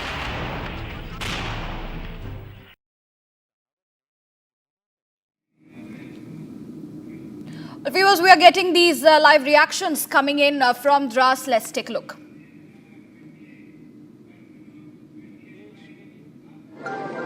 देश के तिरंगा झंडा की आन बान और शान के लिए अपना सर्वोच्च बलिदान दिया है, उसकी याद में हार्दिक श्रद्धांजलि अर्पित करी है। मैं सभी माय भारत वॉलंटियर के द्वारा सभी देश के वीर जवानों को नमन करता हूँ, वंदन करता हूँ।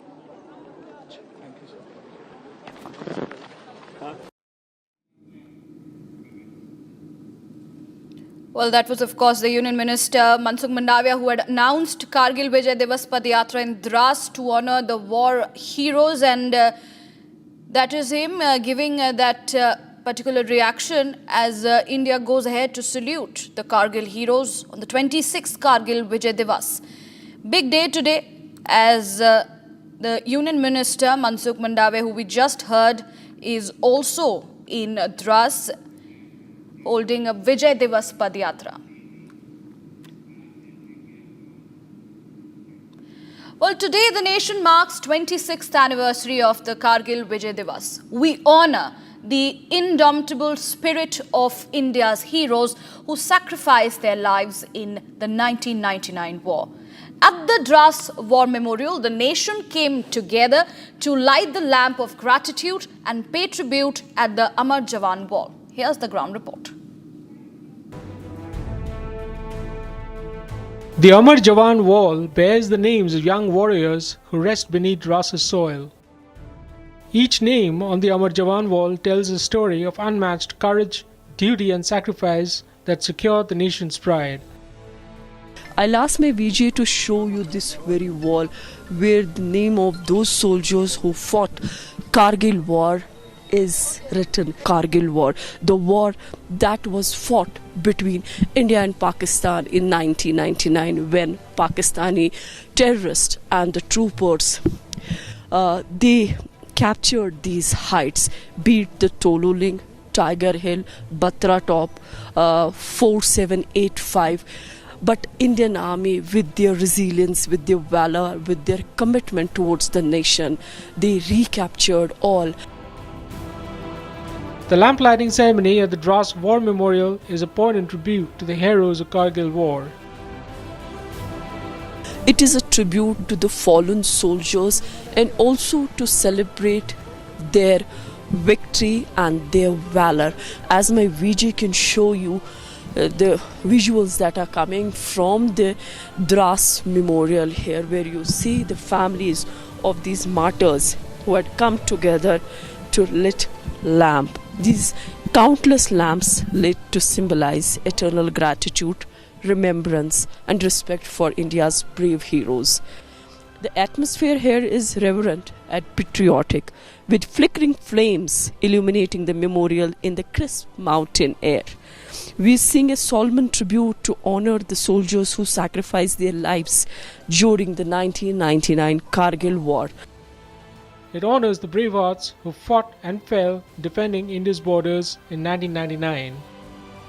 Today, the nation bows in reverence from Drass to Delhi, tributes pour in for our Kargil heroes.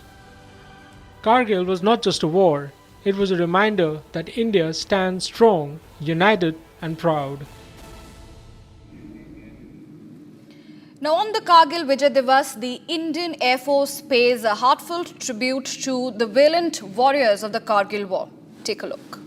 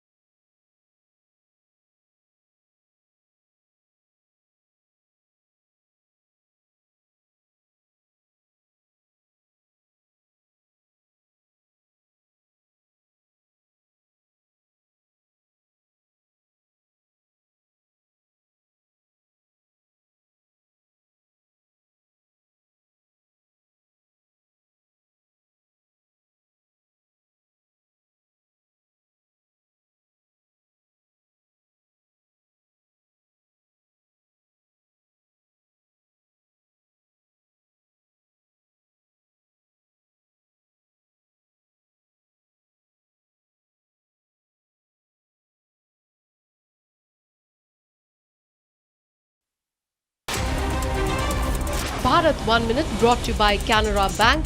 Together we can.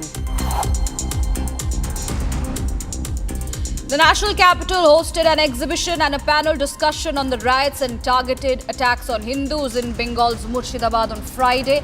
The event was organized by the organizer, a mouthpiece of the Rashtriya Swayamsevak Sevak Sangh, Bengal BJP MLA Agnimitra Paul, who attended the panel discussion, said that every Indian citizen needs to know and be aware of the atrocities perpetrated on the Hindus in Bengal under Mamata Banerjee's rule. The targeted attacks in the name of protest against the Waqf law claimed 2 lives in Murshidabad while triggering a displacement of Hindu families to the neighbouring Malda district. Ahead of the debate on Operation Sindoor in Rajya Sabha, the CPIM MP Santosh Kumar accused the centre of the stalling of opposition attempts to force a discussion on the Pahalgam terror attack and India's military response. The CPI MP said the opposition had been pushing for a debate on Operation Sindoor from the opening day of the ongoing monsoon session, demanding that Prime Minister Modi lay the facts before the House. He called on the Prime Minister to come clean on what happened post the Pahalgam attack and the US President Donald Trump belittling India's claim on the ceasefire agreement with Pakistan. The makers of upcoming movie Udaipur Files welcome the Supreme Court's ruling upholding the centre's order, clearing the film with 6 edits. The film is based on the beheading of Udaipur tailor Kanhaiya Lal by suspected Islamic fanatics, and the film's producer Amit Jaini hailed the apex court ruling, saying it was expected and just. Also welcoming the Supreme Court directive, the film director Bharat Srinech said truth always wins.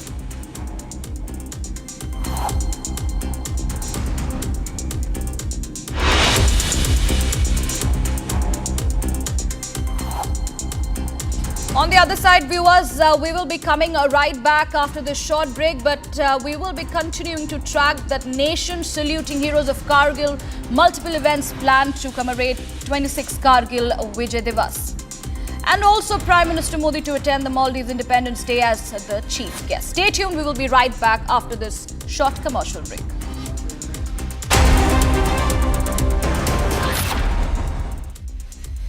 $13,000 placements last year. At Amity, we are committed to nurturing passionate, hardworking and proactive professionals. इसको घर पे लगाओगे तो शादी का तो पता नहीं, पर घर पक्का नहीं टूटेगा। रुंगटा नहीं तो घर स्ट्रॉन्ग नहीं। रुंगटा स्टील TMT बार एकदम सॉलिड। पहाड़ों में एक हाइकिंग शिप भी बन सकती है।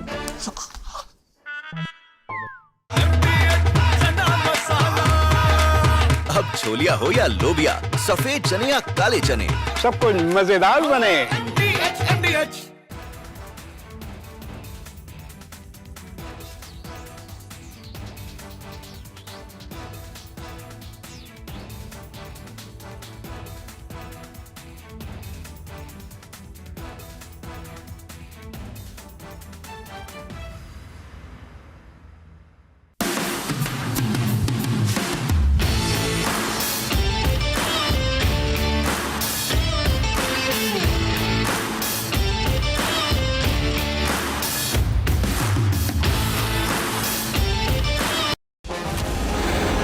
भारत के इतने लेजेंडरी एक्टर फिर से एक तरह से रिस्क क्यों ले रहे हैं? ओशो की एक बड़ी अच्छी लाइन है जी, if you try you risk failure, if you don't you ensure it. मैं हमेशा मानता हूँ वो जीवन ही क्या जो संघर्षमय ना, संघर्षमय होने से ही तो अपने जिंदा होने का एहसास होता है।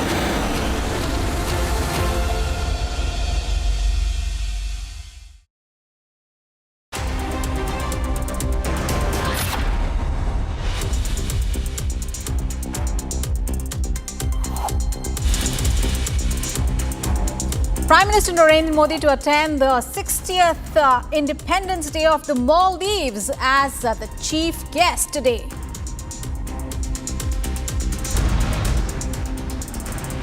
Prime Minister Modi attends a state dinner in Maldives, hails India-Maldives ties.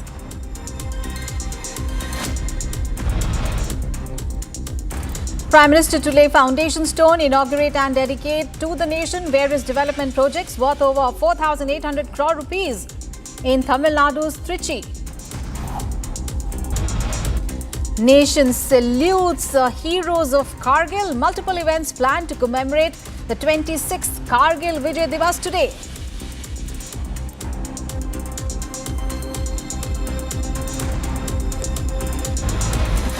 And Cambodia calls for immediate ceasefire with Thailand following intensified border fighting.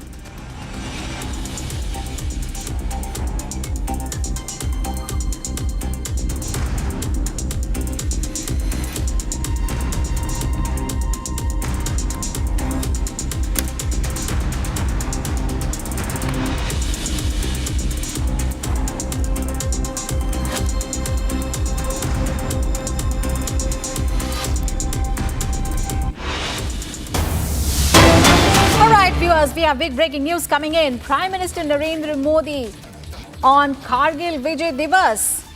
He has stated heartfelt greetings to the countrymen on Kargil Vijay Diwas.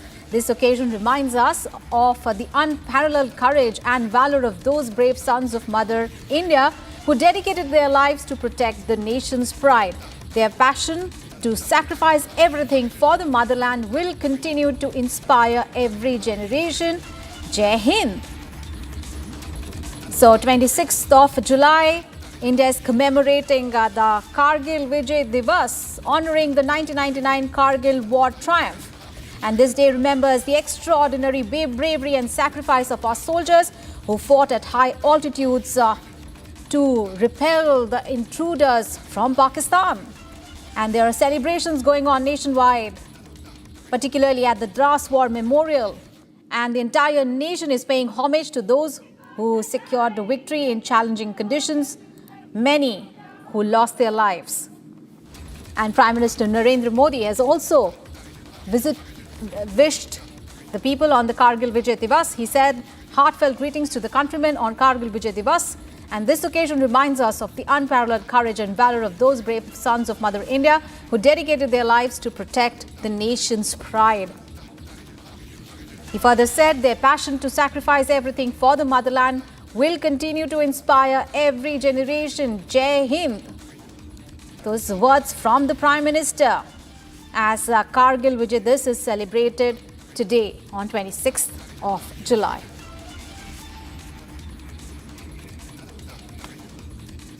So viewers, 26th of July 1999, the year India won the Kargil war on the mighty peak of the Himalayas.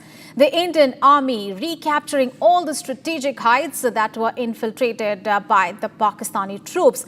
And this is not just a day of remembrance, but also a day of the courage, sacrifice and unwavering determination of the Indian armed forces that reclaimed Indian territories from the enemy forces in one of the most challenging high-altitude wars ever fought.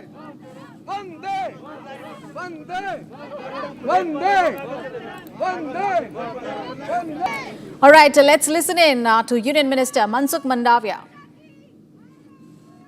26वें Kargil विजय दिन के उपलक्ष्य में my Bharat के 3000 से अधिक volunteer ने पदयात्रा के द्वारा देश के लिए मातृभूमि के लिए अपना सर्वोच्च बलिदान देने वाले हमारे देश के वीर जवान को श्रद्धांजलि अर्पित करी है।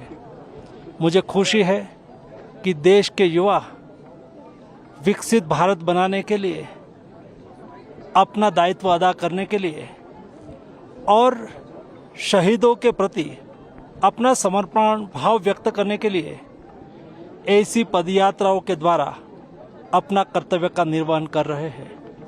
आज हमारे देश के माय भारत प्लेटफॉर्म पर रजिस्टर 1,80,00,000 से अधिक देश के युवाओं के प्रतीक रूप 3,000 हमारे देश के युवा वॉलंटियर्स जो लेह, कारगिल, द्रास और कश्मीर से आए हैं, उन्होंने इस पदयात्रा के द्वारा हमारे देश के वीर जवान जो देश के लिए, देश के तिरंगा झंडा की आन बान और शान के लिए अपना सर्वोच्च बलिदान दिया है, उसकी याद में हार्दिक श्रद्धांजलि अर्पित करी है।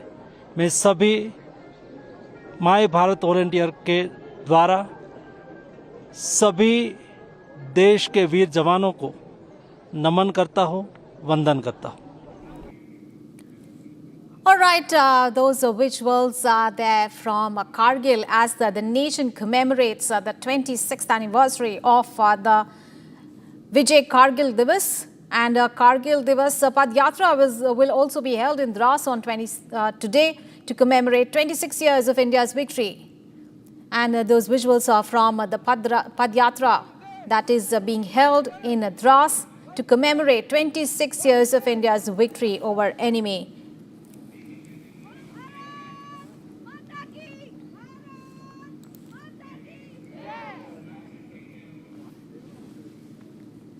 So today the nation marks the 26th anniversary of Kargil Vijay Diwas. We honor the indomitable spirit of India's heroes who sacrificed their lives in the 1999 war. At the Drass War Memorial, the nation came together to light the lamp of gratitude and pay tributes at the Amar Jawan Wall. Here is the full story. The Amar Jawan Wall bears the names of young warriors who rest beneath Drass's soil. Each name on the Amar Jawan Wall tells a story of unmatched courage, duty and sacrifice that secured the nation's pride. I'll ask my VJ to show you this very wall where the name of those soldiers who fought Kargil War is written. Kargil War, the war that was fought between India and Pakistan in 1999 when Pakistani terrorists and the troopers they captured these heights, beat the Toluling, Tiger Hill, Batra Top, 4785. But Indian Army, with their resilience, with their valor, with their commitment towards the nation, they recaptured all. The lamplighting ceremony at the Drass War Memorial is a poignant tribute to the heroes of Kargil War. It is a tribute to the fallen soldiers and also to celebrate their victory and their valor. As my VJ can show you the visuals that are coming from the Drass Memorial here, where you see the families of these martyrs who had come together to lit lamp. These countless lamps lit to symbolize eternal gratitude, remembrance and respect for India's brave heroes. The atmosphere here is reverent and patriotic, with flickering flames illuminating the memorial in the crisp mountain air. We sing a solemn tribute to honor the soldiers who sacrificed their lives during the 1999 Kargil War. It honors the brave hearts who fought and fell defending India's borders in 1999. Today, the nation bows in reverence from Drass to Delhi, tributes pour in for our Kargil heroes. Kargil was not just a war, it was a reminder that India stands strong, united and proud. And on the Kargil Vijay Diwas today, the Indian Air Force also pays a heartfelt tribute to the valiant warriors of the Kargil War. Take a look. हमारी विजय निश्चित है और हम विजय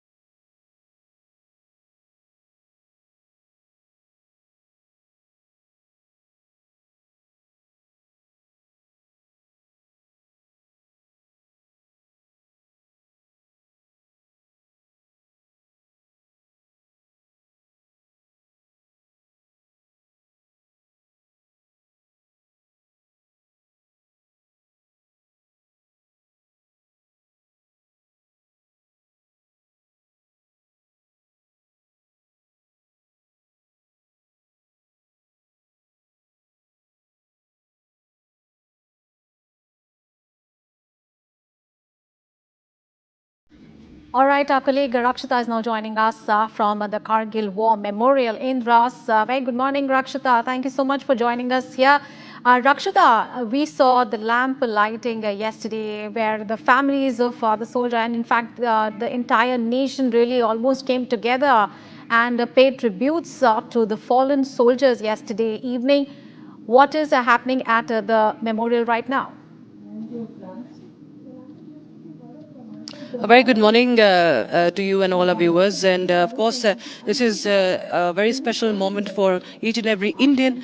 We are at the pilgrimage of our martyrs of Operation Vijay, Kargil War Memorial. And in a short while from now, the commemoration ceremony will be beginning here at the memorial. There are a lot of events, of course, lined up for the day. But as you can see, that the preparations have been made. And of course, the chief guest, the Union Sports Minister Mansukh Manvia, will be here in any time now, and he will be paying homage to the martyred Jawans, and also, of course, the Chief of Army Staff, General Anil Chauhan, will be visiting. Will also be paying tribute to our martyrs, of course, and the next of kin of the soldiers who laid down their lives in a line of duty during the Kargil War. They are also present here, and there will be felicitations. There will be, of course, the wreath laying ceremony, and yes, there will be, of course, a lot of other events that will be lined up that will be reflecting the modernization of warfare since Operation Vijay. Of course, the latest example being that of Operation Sindoor, and how since 26 years, how warfare has in fact evolved. We've talked about Atmanirbharta so much. The Chief of Army Staff has spoken about Atmanirbharta in defense so much, and there will be, in fact, in the evening, the live weapon fire, the demonstration of many of the weapons will be happening. We'll be sharing the information on that very soon as well. So many of those, our guns and other weapons in the arsenal will be on display. But that is lined up for the evening. Talking about where I'm right now, right here, right this moment. Yes, we're all waiting for the guests to arrive, and as we speak, I think we believe that we can pan the camera, and I think the guests have begun to arrive. The dignitaries have started to arrive, and of course there is heavy security deployment all across the Kargil, and the commemoration will begin any time from now. Yesterday, as you spoke about, and we were showing the visuals of what was happening yesterday. Yes, there was a colorful and very solemn evening, from prayers to musical tribute and ode to our martyrs. That was, of course, paid by youngsters, by young musicians and singers. So that was, of course, very much an emotional moment. And more emotional, of course, was when the candle lighting happened, the lighting of the lamps. There were 545 lamps that were lit up in honor, in remembrance of those who laid down their lives in line of duty, who made the supreme sacrifice. Because Kargil War, remember, Aishwarya, is a historic war where we displayed, our armed forces displayed that we are second to none. We continue to do so. It was about guts, it was about guns and glory. There were more of hand-to-hand battles. This was high-altitude warfare, remember, because as you can see, these peaks they're in high altitude. So that's a different warfare altogether. And our Jawans, and most of them, the young ones, had made the supreme sacrifice. So as we speak, I think the guests have begun to arrive. And anytime from now, the wreath laying will be beginning. So the convoy will be marching in. And this is also a vehicle part of the convoy that has just arrived here at the Kargil War Memorial. Aishwarya. Absolutely, we can see those wonderful visuals there. The two-day Vijay Diwas commemoration really beginning there at the Drass War Memorial. And Rakshita, also tell us more about the Padyatra that happened earlier this morning, the 1.5-kilometer Padyatra led by Mansukh Mandavia that saw the participation of a lot of enthusiastic crowd as well, and really a very novel start of a campaign. Absolutely, this is the first time this was witnessed. Of course, last year, of course, the Prime Minister was there. So there were a lot of protocols as far as the routes, connecting this place and connecting Kargil and the Drass district. But this time, of course, there was this Padyatra early in the morning that was led by the Union Minister and other leaders also from the centre, along with the common people of Ladakh. That was, of course, wonderful to witness. They were part of it, and this was, of course, the patriotic was on full display since morning, and there were many other marches that in fact we could witness this morning that were going on today. Even the students and other groups were also come together to in fact take out such marches, and there were of course chants of Bharat Mata Ki Jai which were echoing around the war memorial this morning. So of course the Josh is very high, but we have to of course remember this is the commemoration. We have to remember the sacrifices that have been made, and every drop of blood that has been shed is being remembered today. And also, we have to understand that the enemy remains the same. The enemy continues to provoke till date, and how our operations, our fight is evolving, and our fight continues. And the results of every fight, of course, is always in India's favor. That has been, of course, that's something that every Indian has belief in our armed forces, and that is why there are so many people today that have gathered to in fact celebrate the spirit of our forces and of course pay the solemn tribute to those who laid down their lives in duty. All right, so the nation continues to give glowing tributes to the brave hearts who laid down their lives while pushing back Pakistani intruders during the Kargil war. Thank you so much for those details, and viewers, we'll take a short break, but we'll continue our focus on the Kargil Vijay Diwas 2025. Nation salutes the heroes of Kargil, and multiple events planned to commemorate the 26th Kargil Vijay Diwas. And also the big story that we are tracking from the Maldives, where Prime Minister Modi is going to attend the 60th Independence Day of the country as the chief guest. Those big stories and much more after a short break.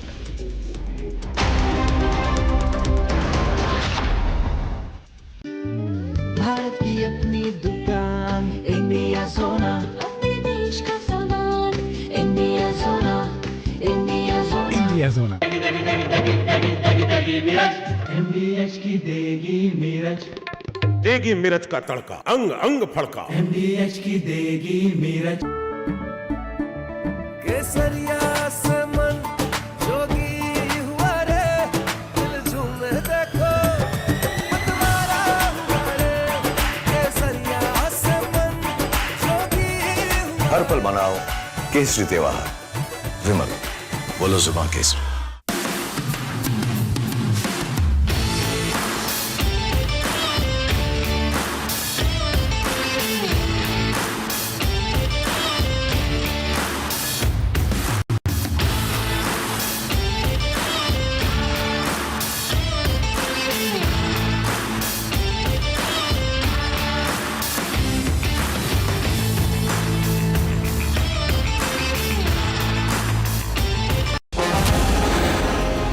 आपका जो अभी जो ओहदा है, it is a self fought position Anupam जी.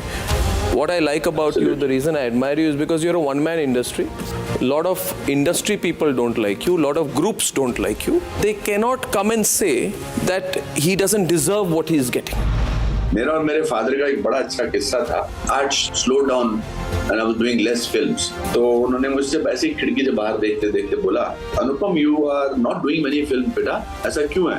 मैंने उनसे कहा कि no dad, I'm not in the rat race. तो उन्होंने बिना मेरी तरफ मुड़े बोला, oh you have left the race for the rats.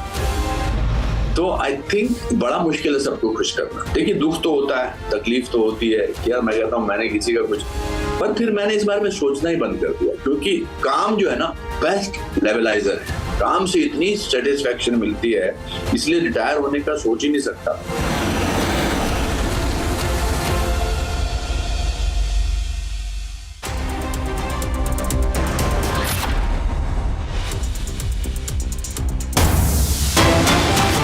Welcome back, viewers. We have big breaking news coming in. Cambodia has called for a ceasefire with Thailand. The country's envoy told the United Nations that Cambodia wants an immediate ceasefire with Thailand. Remember, the tensions between Thailand and the Cambodia border have escalated recently. The two countries exchanged a heavy artillery fire for the second day as the border fighting intensified and spread, and 32 people have been killed in the clashes. However, there seems to be some relief because Cambodia now has called for a ceasefire with Thailand. And this after 2 days of cross-border fighting between the two neighbors. And Cambodia's ambassador to the UN said that his country wants truce unconditionally. And also added that Thailand also wants a peaceful solution of the dispute. Remember, at least 32 people have been killed in the latest round of clashes between the two Southeast Asian neighbors. All right, so as far as their dispute is concerned, there has been going on for a lot of years. In fact, the dispute dates back to more than 100 years. That is the 1900s, when the border of the two nations were drawn. And in 1962, Thailand ordered to withdraw.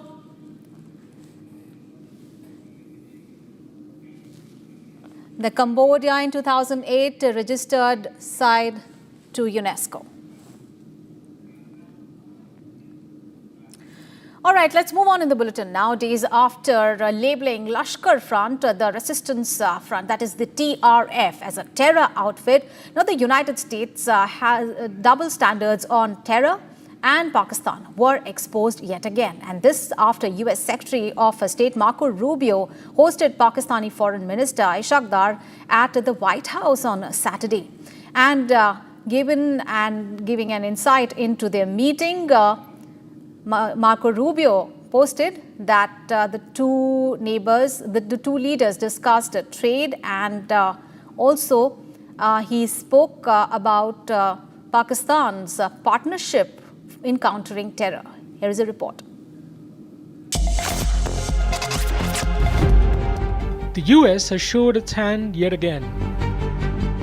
Following up on Army Chief Asim Munir's closed-door luncheon date with President Donald Trump, US Secretary of State Marco Rubio hosted Pakistani Foreign Minister Ishaq Dar on Saturday.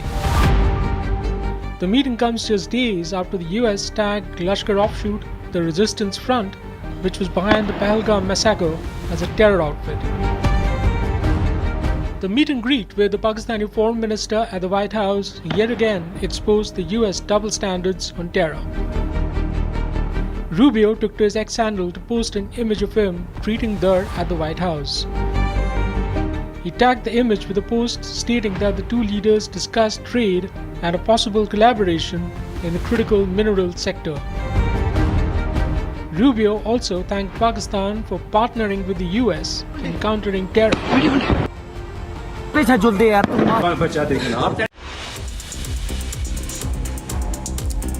are taking a short break. Coming up ahead, Prime Minister Modi is going to attend the Maldives' 60th Independence Day today as the chief guest. That is the big story that we are tracking through the day today. Also, Republic brings you exclusive coverage on Kargil Vijay Diwas from Drass and elsewhere. This and much more on the other side of the break. Stay tuned.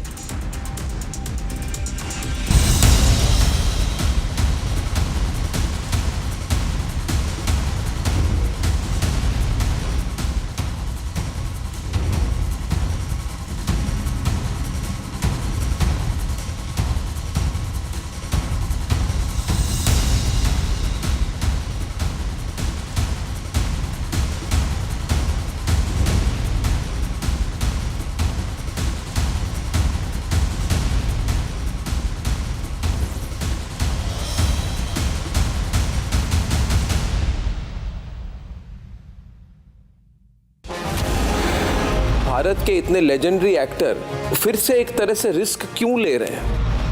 Osho की एक बड़ी अच्छी line है जी, if you try you risk failure, if you don't you ensure it. मैं हमेशा मानता हूँ वो जीवन ही क्या जो संघर्षमय ना, संघर्षमय होने से ही तो अपने जिंदा होने का एहसास होता है।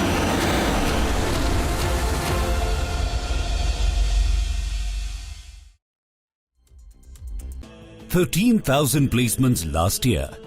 At Amity, we are committed to nurturing passionate, hardworking and proactive professionals.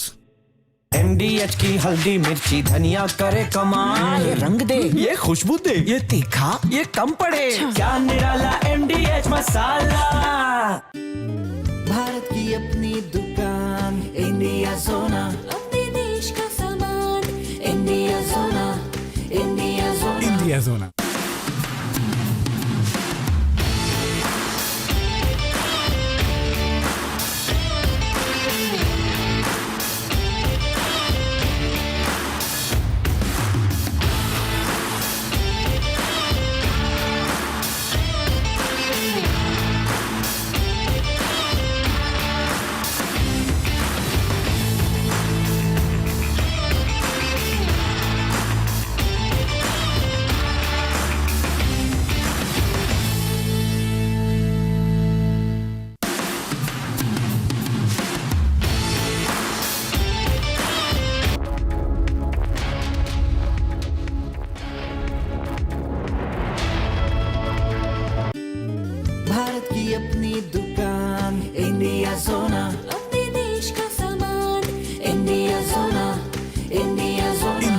आधे बाउल दही में 4 चम्मच MDH चटनी पुदीना मसाला डाला, स्टर करो, पुदीना चटनी तैयार। MDH चटनी पुदीना मसाला।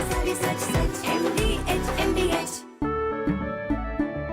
केसरिया से मन जोगी हुआ रे, दिल झूम देखो मतवारा हुआ रे, केसरिया से मन जोगी हुआ। हर पल मनाओ केसरी त्योहार।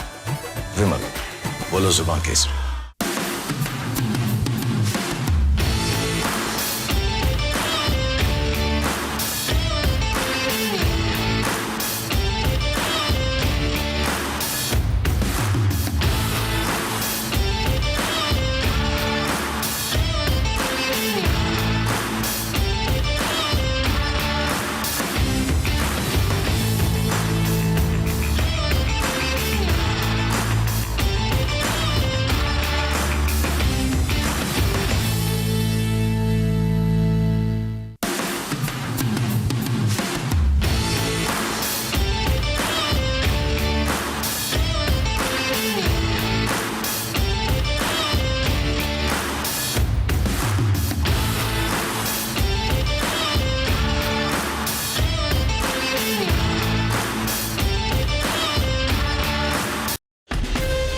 from Asia's largest news headquarters.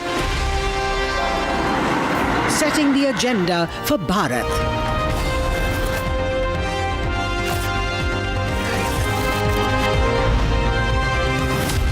You're watching Republic.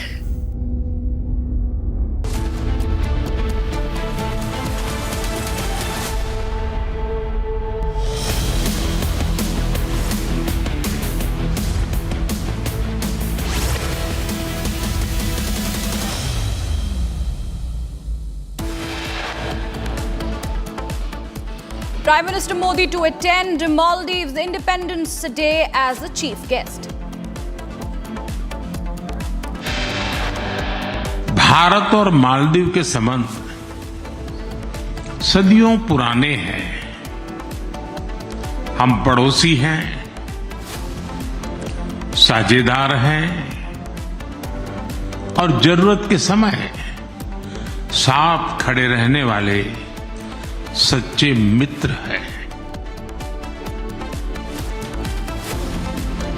Prime Minister attends the state dinner in Maldives, hails the India-Maldives relationship. Prime Minister Modi to lay the foundation stone, inaugurate and dedicate to the nation various development projects worth over rupees 4,800 crore in Tamil Nadu's Trichy. Nation salutes heroes of Kargil. Multiple events planned to commemorate 26th Kargil Vijay Diwas. Cambodia calls for immediate ceasefire with Thailand following intensified border fighting.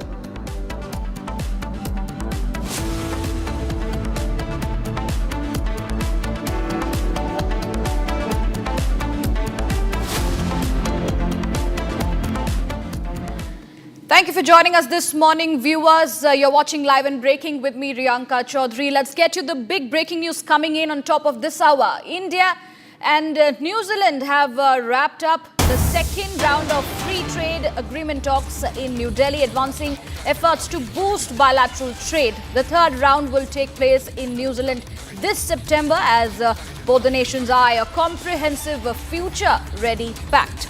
That is the latest breaking news coming in as far as the India-New Zealand trade talks are concerned. The second round of the free trade agreement talks in New Delhi have been wrapped up already, and this is in order to advance the efforts to boost the bilateral trade between both the nations.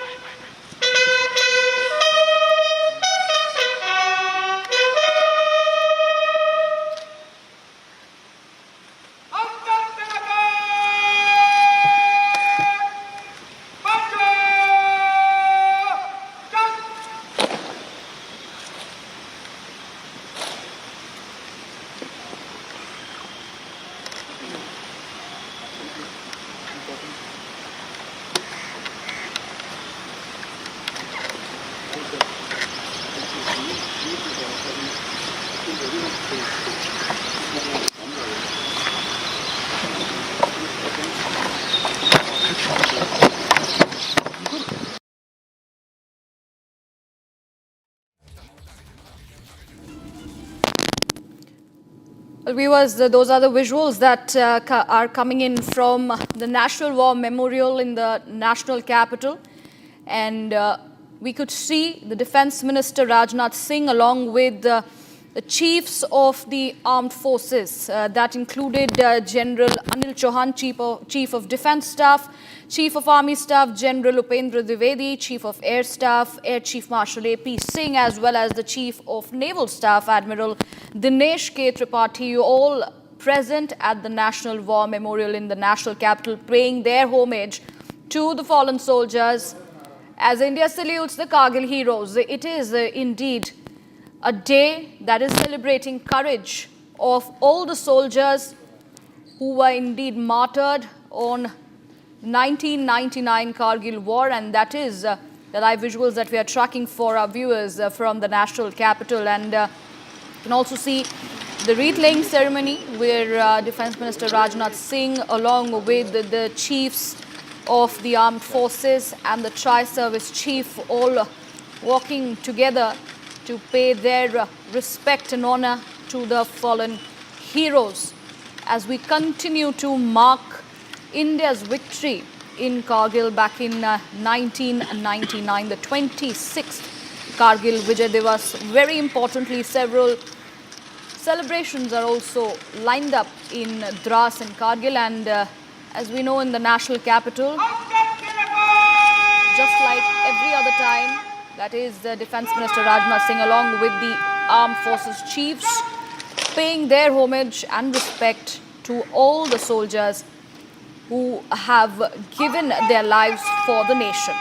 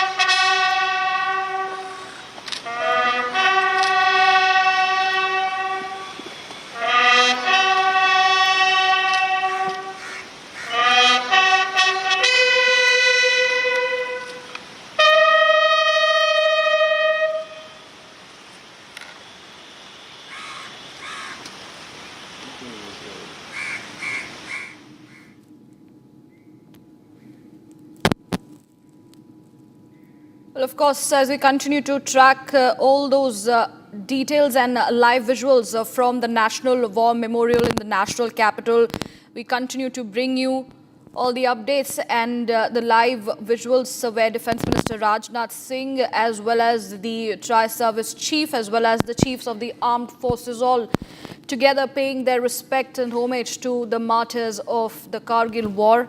And it's the 26 years that India is saluting its brave hearts who lost their lives fighting for the pride of the nation. And that is all we understand with the Festival of Courage, the celebration of courage. Raksha Mantri Rajnath Singh every year during the Kargil Vijay Diwas along with the Armed Force Service Chiefs all come together and pay their tribute at the National War Memorial. Let me now go across to my colleague Zeenat, who is joining us live from Kargil. Zeenat, we were just, showing our viewers the live visuals from the National War Memorial in the national capital, where Defence Minister Rajnath Singh, along with the chiefs of the armed forces, are paying their tributes. Help us understand what is exactly happening in Drass at the moment. What are we going to expect to the course of the day? As far as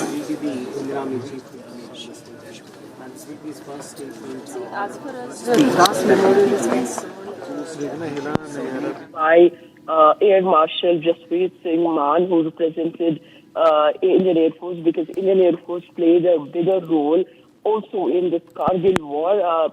Indian Air Force launched Operation Safed Sadar. Meanwhile, my DJ is showing you the visuals as everybody is waiting for the chief guest to arrive. And then MOS Defense is here, and also the Chief of Army Staff is going to be here in some time from now. This will be the first time when the Army Chief is going to talk about the development. This is the first time when first time when we see that the Indian Army Chief is going to talk about the operations tour, and we are expecting more breaking inputs from the briefing of the Army Chief. As far as the Kargil Vijay Diwas is concerned, every year on this day, India commemorates India's victory in the Kargil War of 1999. It honors the supreme sacrifices of the Indian Armed Forces during Operation Vijay.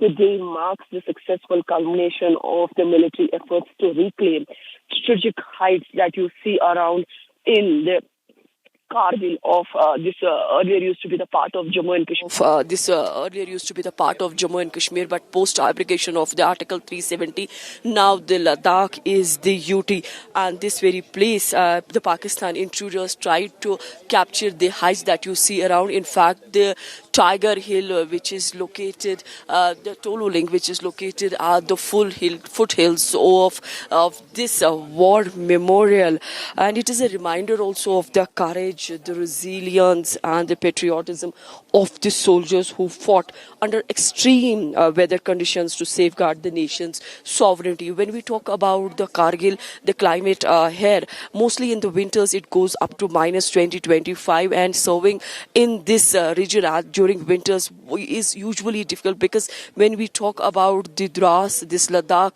it's usually one of the coldest inhabitants of places here on the earth, where the survival usually is difficult. But we have been seeing during the Kargil war that how these Indian armed forces fought against the enemy who tried to capture these peaks, and then they were pushed back. It was India who maintained that the soldiers is not going to cross line of control when the Pakistan soldiers crossed the line of control. In fact, if you remember February 1909, Lahore Declaration that was just signed a couple of months earlier before this war took over. So those the declaration itself was violated by the Pak forces. As we talk about the significance of the Kargil war, it was fought in between May and June of 1999. This continued for around 6 months. And it was fought between India and Pakistan, and it was triggered when the Pakistani troops and terrorists infiltrated across the line of control and occupied key positions here in the sector along the strategic heights of the Himalayas, including the Tiger Hill, Tolo Link, Just, and the Batra Chop. These intrusions aim to disrupt India's control over the Srinagar-Leh National Highway. But during this war, we have seen the war heroes like Vikram Batra, Yogendra Yadav, and all other people who showed their courage. Some like Vikram Batra sacrificed his life, and the declaration that had come still resonates here, that ye dil mange more. The soldiers fought against overwhelming odds in one of the harshest terrains, and the war united the nation with the citizens rallying behind the armed forces, reinforcing the spirit of patriotism. As today we are going to witness the Wreath ceremony, dignitaries including the military officials, the government officials, the leaders, leaders, the families of the martyrs are going to pay homage at this war memorial. So this war memorial itself has a lot to convey.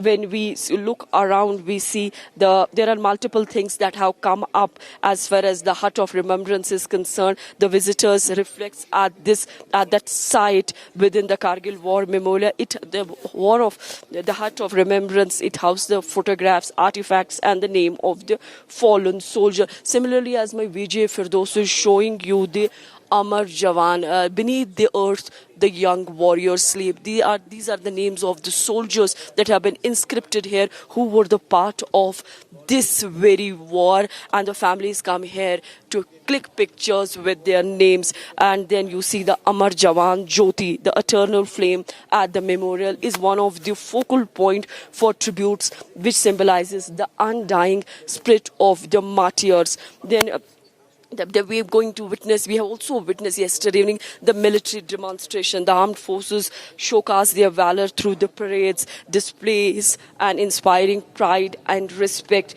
When we talk about the legacy and the lessons that we have learned from the Kargil Vijay Diwas or the Kargil War, it is a day to reflect on the cost of the freedom and the sacrifices that were made to protect.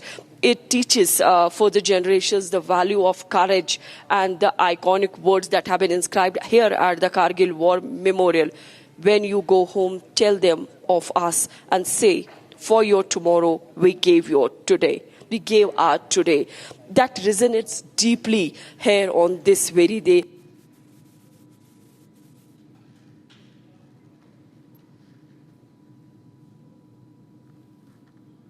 To pay homage to the soldiers who lost their life or who were the part of the entire process. This continued for around 2 months here. So we are seeing the families of the martyrs, the kith or next of kins were also felicitated yesterday by the armed forces. In fact, this year we are going to witness some of the new things that have come up, because if you go inside the war or this hut of remembrance, this year you will see Palash, which has the water from that has been collected from the 21 rivers, and that is here on the display. So a lot more things are coming from Drass today. Keep watching. Well, Zeenat, appreciate you joining us and giving us that deep dive into what happened back then in the month of May 1999, and of course the celebrations and events that are planned up for today. And on that note, let's move on. Well, as a part of the 26th Kargil Vijay Diwas, the army organized a drone show in Drass, showcasing the advancement in the border security since the 1999 war. This demonstration featured drones performing surveillance, deliveries and stimulated targeting alongside robotic dogs for patrolling and load carrying as well. Now, these technologies aim to enhance surveillance, logistics and reduce the risk for the soldiers in the challenging terrains. Well, here's a report. In a spectacular display of technological prowess, the Indian Army held an impressive drone show in Drass in Kargil. The event highlighted the Indian Army's elite drone capabilities, showcasing various types of drones and robots that play a crucial role in modern warfare. Honor the sacrifices made by the heroes of Kargil War. The Indian Army is displaying that how technology plays an important role in today's world, be it the world of medicine, education or the war. We are showing you the display of the drone. This is a mesmerizing drone show that is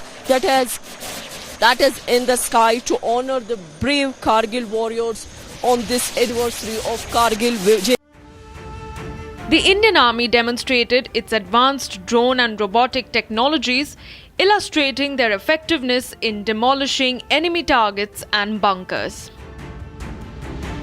Drones create dynamic pattern, including we are seeing this, so help is also being provided by soldiers to monitor the technology, and then you see the tricolor, so reflecting India's pride and gratitude for its defenders.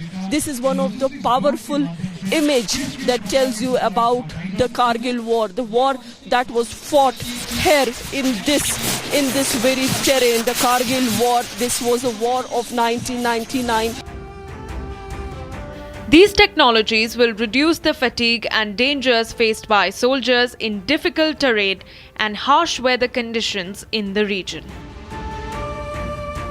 Armed drones took center stage carrying the SIG assault rifles that enable them to engage enemy targets from the sky with ease. The successful demonstration reflects the Indian Army's commitment to integrating cutting-edge technology into its operations, ensuring enhanced capabilities in safeguarding national security.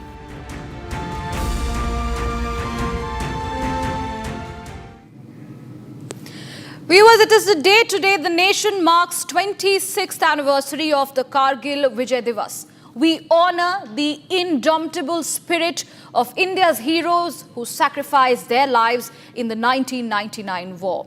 At the Drass War Memorial, the nation came together to light the lamp of gratitude and pay tribute at the Amar Jawan Wall. Here's a ground report. The Amar Jawan Wall bears the names of young warriors who rest beneath Drass's soil. Each name on the Amar Jawan Wall tells a story of unmatched courage, duty and sacrifice that secured the nation's pride. I'll ask my VJ to show you this very wall where the name of those soldiers who fought Kargil war is written. Kargil war, the war that was fought between India and Pakistan in 1999 when Pakistani terrorists and the troopers they captured these heights, beat the Toluling, Tiger Hill, Batra Top, 4785. But Indian Army, with their resilience, with their valor, with their commitment towards the nation, they recaptured all. The lamp lighting ceremony at the Drass War Memorial is a poignant tribute to the heroes of Kargil War. It is a tribute to the fallen soldiers and also to celebrate their victory and their valor. As my VJ can show you the visuals that are coming from the Drass Memorial here, where you see the families of these martyrs who had come together to lit lamp. These countless lamps lit to symbolize eternal gratitude, remembrance and respect for India's brave heroes.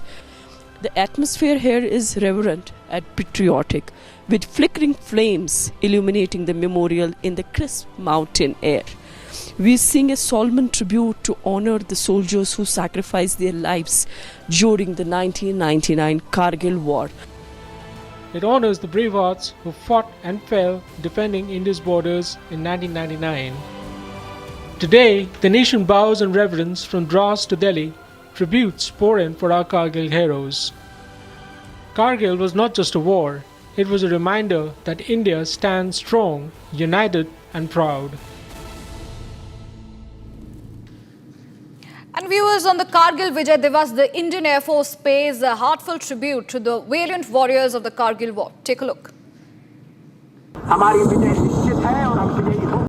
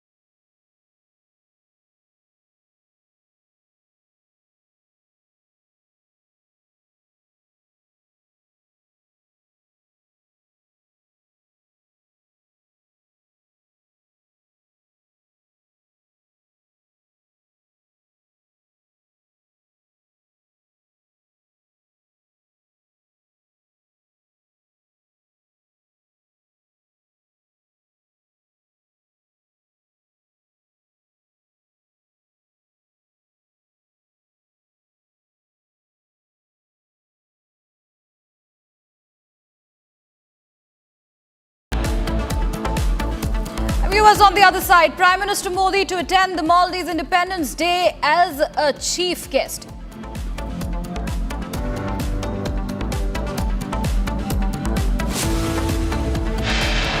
Also tracking Prime Minister Modi, who will be laying foundation stone, inaugurate and dedicate to the nation various development projects worth over rupees 4,800 crore in Tamil Nadu's Trichy. All on the other side after this short break.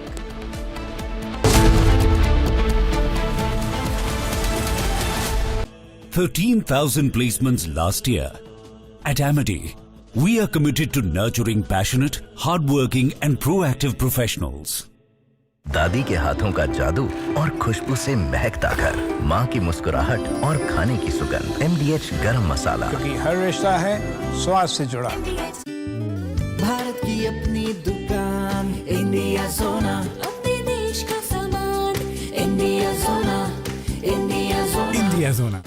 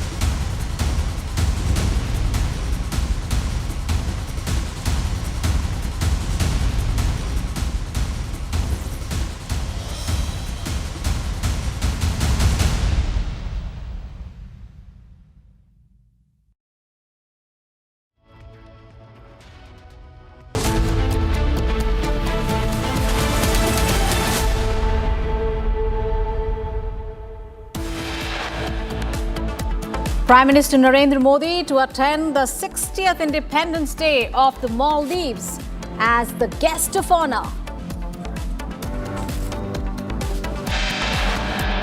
Bharat और मालदीव के संबंध सदियों पुराने हैं। हम पड़ोसी हैं, साझेदार हैं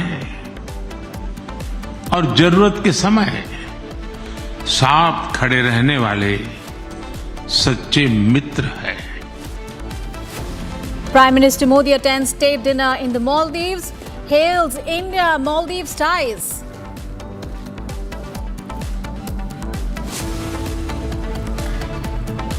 Rajnath Singh pays tribute to the Kargil war heroes at the National War Memorial in New Delhi.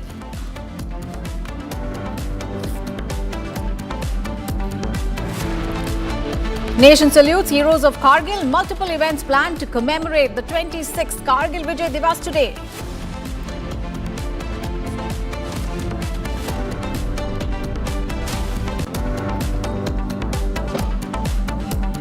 Prime Minister Modi to lay the foundation stone, inaugurate and dedicate to the nation various development projects worth over 4,800 crore rupees in Tamil Nadu's Trichy. And Cambodia calls for an immediate ceasefire with Thailand following intensified border fighting.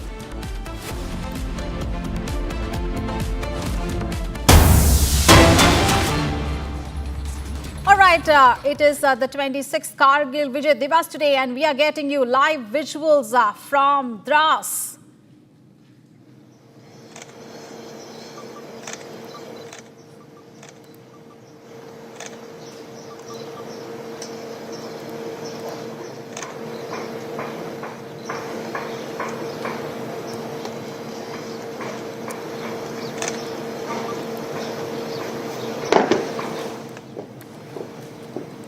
महंग भाई चलो. All right, these are the live visuals that we are getting as the nation continues to pay homage to the Kargil war heroes, and MOS Defence as well as all the other key dignitaries are at the war memorial in Drass, paying homage to the martyrs on the 26th anniversary of the Kargil Vijay Diwas.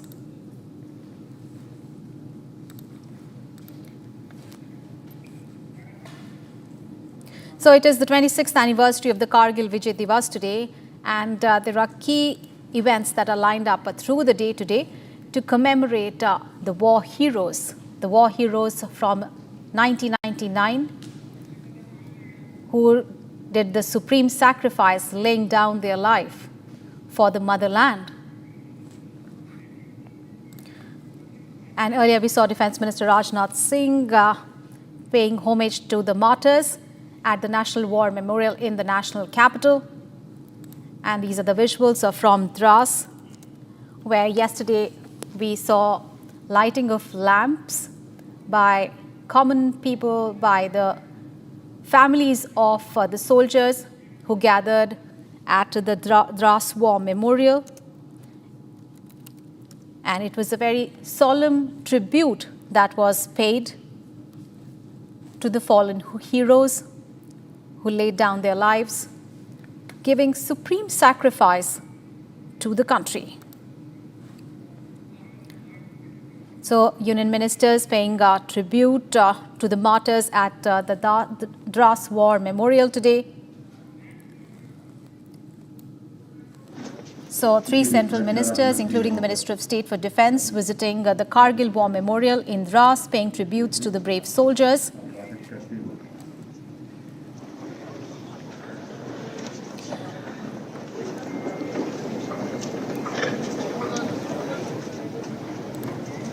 And these visuals we are getting from Drass. These are the live visuals that Republic TV is getting for you.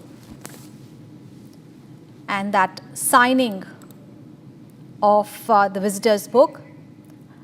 All right, Rakshita, my colleague, is now joining us live from the ground zero there, from the Drass War Memorial. Rakshita, just take us through how we see the 3 union ministers are there, including a Minister of State for Defence, and they are commemorating the 26th Kargil Vijay Diwas, paying homage to the soldiers. Just take us through the event that is happening there right now. Absolutely. After the arrival of the military and the civilian dignitaries, the wreath-laying ceremony is happening, and the tribute is being paid to the martyrs. After this, of course, the signing of the visitors book happens, and then it will be followed by the Gaurav Gatha. Of course, that will be a tribute again to our martyrs, and then there will be a video that will be released as part of an outreach program. So there you have the chief guest, Mr. Mansukh Manvia, in our frame. He is the chief guest. He has just arrived. The Union Sports Minister Mansukh Manvia has arrived for the ceremony, and he will be paying homage to the martyrs at the Kargil War Memorial. And as I was saying, after the Gaurav Gatha, the schedule, as per the schedule, there will be a video of the outreach program, and then there will be a visit to the Hut of Remembrance, where again there will be a lot of interesting letters that will be found, letters of those soldiers which have been in fact put out there. They have been installed there as a mark of the remembrance, and they speak volumes about their spirit and their love for Mother India. I think it's a time for the national anthem, so we will get back to we will come back live to you, back to the studios right now. All right, so event happening, major event really happening at the Drass War Memorial, and the laying of the wreath right now.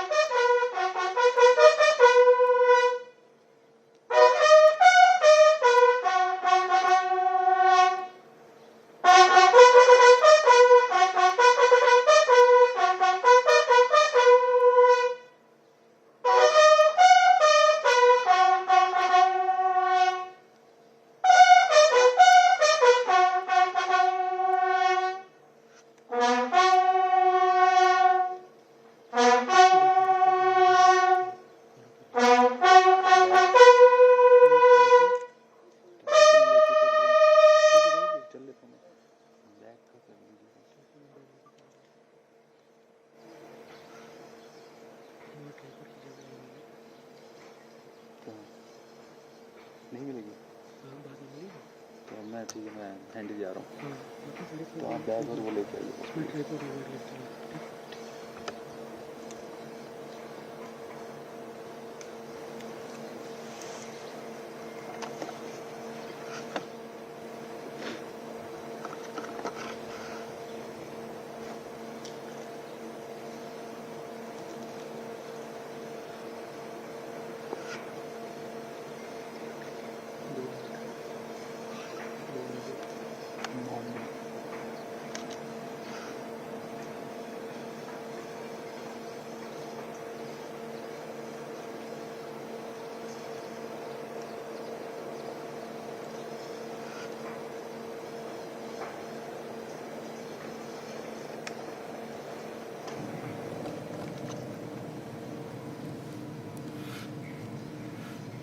All right, we'll continue tracking those visuals from Drass. So we'll continue to track that story, because that is the big story of the day, as the nation remembers and pays tribute to the Kargil war heroes on the 26th Vijay Diwas, a major solemn ceremony taking place at the Kargil War Memorial in Drass there. All right, viewers, right now let's move on. Prime Minister Narendra Modi and Maldivian President Mohamed Muizzu jointly inaugurated a state-of-the-art building of the Defence Ministry of Maldives in Malé. The Prime Minister also handed over 72 vehicles and equipment for use by the Maldives National Defence Forces. The Prime Minister also said that the Defence Ministry building is a concrete building of trust, and it is a symbol of our strong friendship. So as Prime Minister Modi continues the two-day visit to the Maldives, the two nations looking to recalibrate ties after tensions earlier. And this is a very, very significant visit. The two leaders there. And PM Modi is also going to attend the Maldives Independence Day today as the chief guest. Bharat Maldives का सबसे करीबी पड़ोसी है। मालदीव भारत की neighbourhood first policy और महासागर vision दोनों में एक अहम स्थान रखता है। भारत को मालदीव का सबसे भरोसेमंद मित्र होने पर भी गर्व है। आपदा हो या महामारी, भारत हमेशा फर्स्ट रिस्पॉन्डर बनकर साथ खड़ा रहा है। एसेंशियल कमोडिटीज उपलब्ध कराने की बात हो या कोविड के बाद अर्थव्यवस्था को संभालना, भारत ने हमेशा साथ मिलकर काम किया है। For us it is always friendship first. Excellency, first of all, let me convey my heartiest congratulations to Your Excellency on becoming the second longest serving Prime Minister of India today. This remarkable milestone, 4,078 consecutive days in office, is a testament to your unwavering commitment to public service and dedication to the progress and prosperity of the Indian people. Wishing Your Excellency continued success as you lead India towards greater heights. All right, now let's listen in to what Vikram Misri said about the significance of Prime Minister Modi's visit to the Maldives. It's medical tourism as well. On the FTA talks, I can't point to an exact timeline, but my understanding from discussions with my Commerce Ministry colleagues is that this is an FTA that we should be able to conclude rather quickly. Today's agreement reflects an understanding that essentially it reflects the agreement on the terms of reference, which usually is something that takes more time. But these have been agreed, and now it remains for offers to be discussed and exchanged and discussed, and that is the next stage that will take place. My expectation is that And viewers, we have big breaking news coming in from Tamil Nadu, where the Chief Minister M.K. Stalin has now slammed the Election Commission of India over what he calls a suspicious and selective revision of voter rolls in Bihar. Now, terming it a special intensive revision or the SIR, Stalin alleged that this could be a larger conspiracy to manipulate electoral rolls across states ahead of the Lok Sabha polls. In a sharp warning, he said, and I quote him now, "Don't play with the fire." So M.K. Stalin really joining in with the other opposition voices as far as the special intensive revision of electoral rolls in Bihar is concerned, and he raising the issue that the revision is being misused to remove voters from disadvantaged communities, and this is what he shared on X social media platform, where he came down heavily on the SIR exercise. And remember, these developments coming in, even as the Election Commission of India has said that it is going to roll out the SIR exercise in many other states ahead of the elections in those states. Let's get all the updates. Sharda, our colleague, is now joining us live from Tamil Nadu for more details. Sharda, of course, M.K. Stalin there also joining in with the other opposition force leaders who have slammed the SIR exercise. How do you look at the developments in there in Tamil Nadu? With the Tamil Nadu elections just coming in 10 months, the M.K. Stalin government, especially the DMK ruling, is thinking whether if the same policy would also be followed in the state of Tamil Nadu. Apart from giving their support to the India alliance in Bihar, the M.K. Stalin government is also looking at what are the electoral benefits that they would be receiving if SIR is implied in the state of Tamil Nadu. So M.K. Stalin took to Twitter yesterday evening stating that he would not allow SIR to be implemented in the state of Tamil Nadu, and he would stand against the special report that is done by the central government and the ECI together. He also blamed that this was the idea of BJP, and he's stating that the central is backing this because they want to make sure that apart from the BJP, nobody else should be in power. Also, what we have to note here is that the DMK is going strong against the BJP and the AIDMK alliance in the state of Tamil Nadu. And with the elections just 10 months left, the fight is getting more stronger. All right. Thank you so much, Sharda, for those details. And viewers, we have more breaking news coming in, and this time from Karnataka, where the Deputy Chief Minister D.K. Shivakumar has backed Rahul Gandhi's claim on the voter list irregularities in Karnataka. The Karnataka Deputy Chief Minister says bogus voters are created. Bogus voters were found in several urban booths across the state, and that matter would be brought to the notice of the public and also the poll body. Remember, this coming in even as the Rahul Gandhi had yesterday spoken about what he called was cheating as far as Karnataka election was concerned. However, the Election Commission of India had also given a statement and had said that this issue was never raised with them. And now the Deputy Chief Minister of the state, D.K. Shivakumar, backing Rahul Gandhi's claim on voter list irregularities in one of the constituencies in Karnataka. And he said that bogus voters are created. He said that bogus voters were found in several urban booths across the state. And he said that this matter would be brought to the notice of the public and the poll body. And this, remember, after Rahul Gandhi had claimed that he had a proof of cheating happening in one of the constituencies in Karnataka. Abhishek, our colleague, is now joining us for more details there. Abhishek, we heard earlier Rahul Gandhi yesterday about what he alleged was cheating in one of the constituencies in Karnataka, and now DK Shivakumar is backing his claim. However, no proof really has been given as far as this alleged claim is concerned, and the poll body, the Election Commission of India, had also said the same, that nothing has been brought to their notice, no proof really has been given. What more details can you give us? Well, with respect to the union or the central government level MP, Rahul Gandhi has very clearly mentioned that the Election Commission of India had previously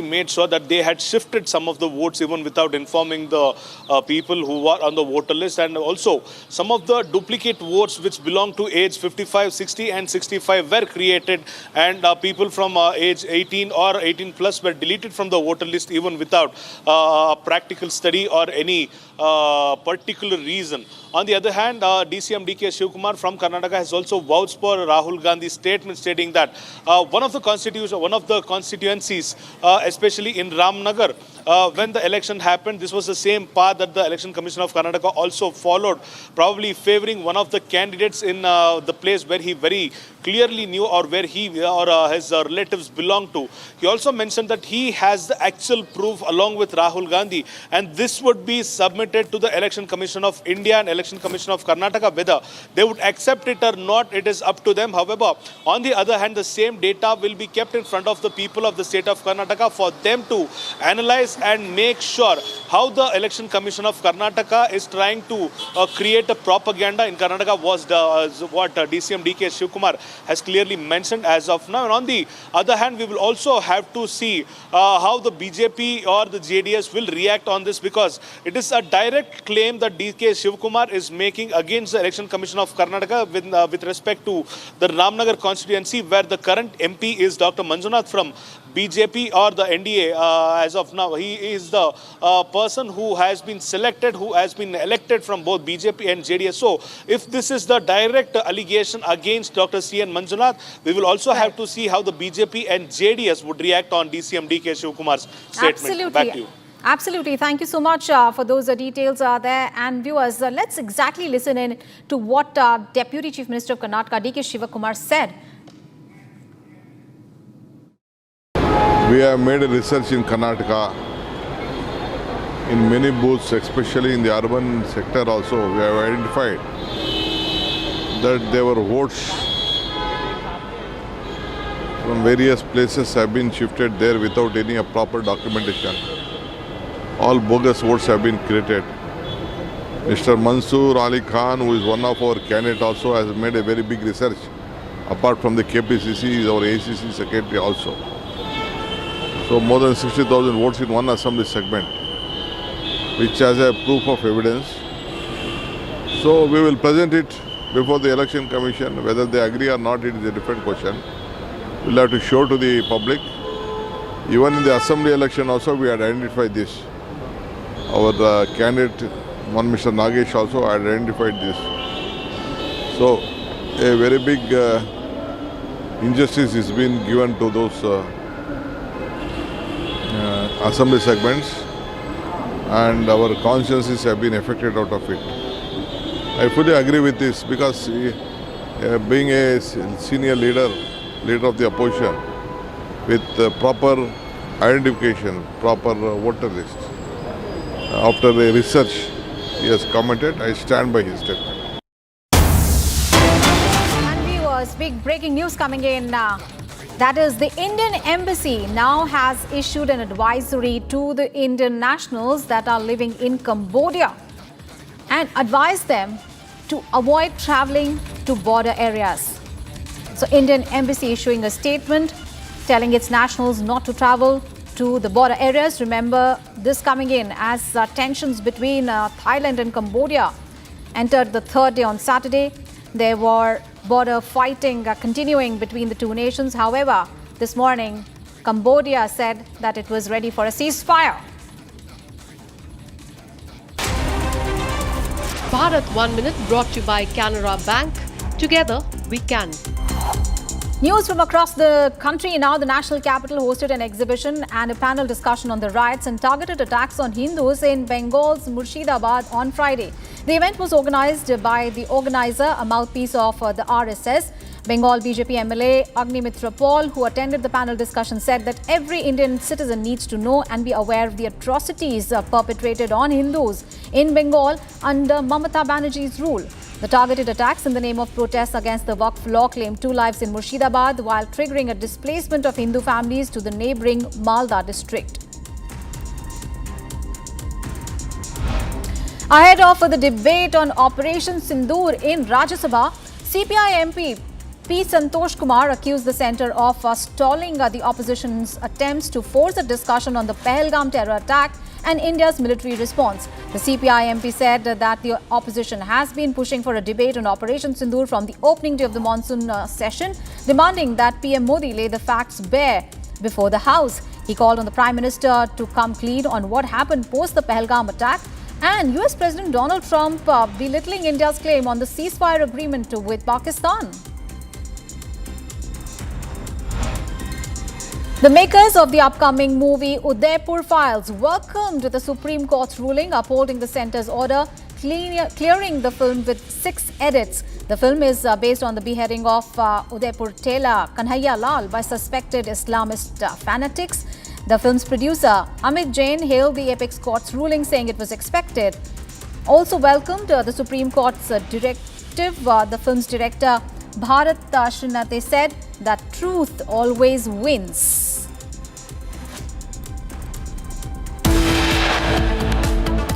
Viewers, we are taking a short break, but we'll continue tracking the top story today. 26th, the Kargil Vijay Diwas being commemorated today, and nations saluting the heroes of Kargil. And also the big story, Prime Minister's visit to the Maldives. He is going to attend the Maldives' 60th Independence Day today as the chief guest. We'll get you all the details on those big stories and much more after a short break.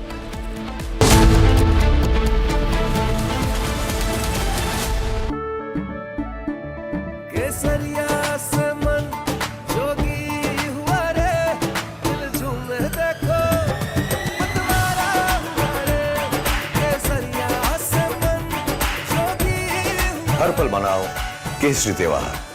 विमल, बोलो जुबान केसरी। अब छोलिया हो या लोबिया, सफेद चने या काले चने, सब कुछ मजेदार बने।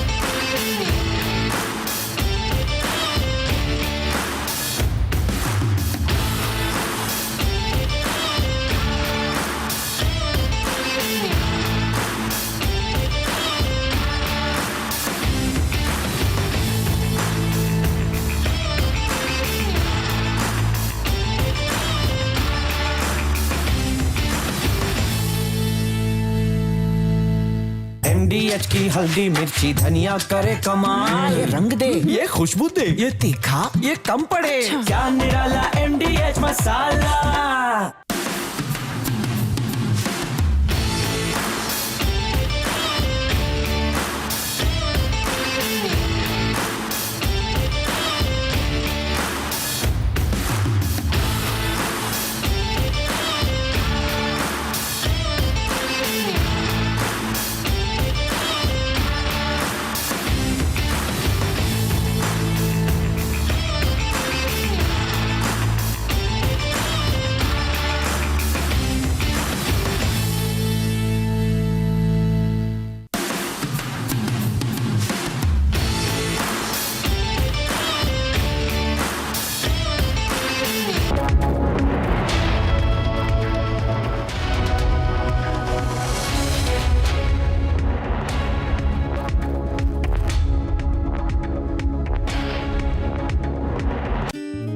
भारत की अपनी दुकान इंडिया सोना, अपने देश का सामान इंडिया सोना, इंडिया सोना, इंडिया सोना। MDH की देगी मिर्च, देगी मिर्च का तड़का अंग अंग फड़का। MDH की देगी मिर्च।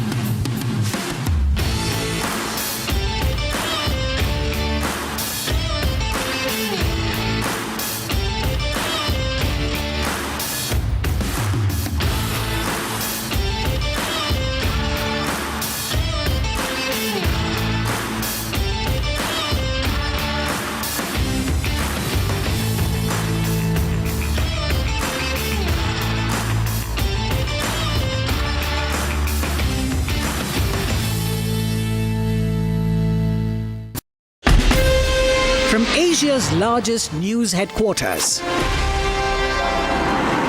setting the agenda for Bharat.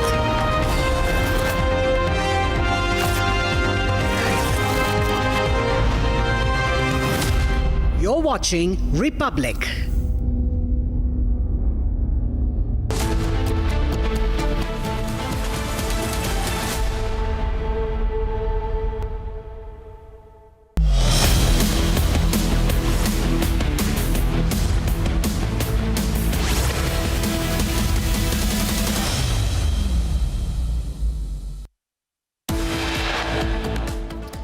Prime Minister Modi to attend Maldives Independence Day as chief guest.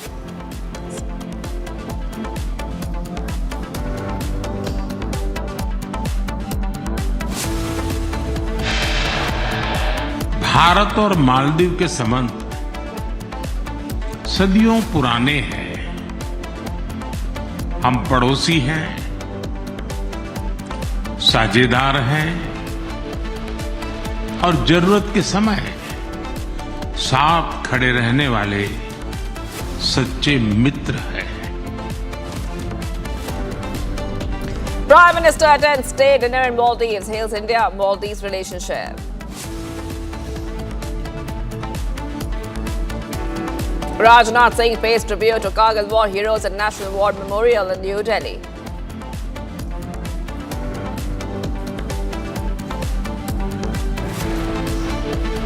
Nation salutes heroes of Kargil. Multiple events planned to commemorate 26th Kargil Vijay Diwas.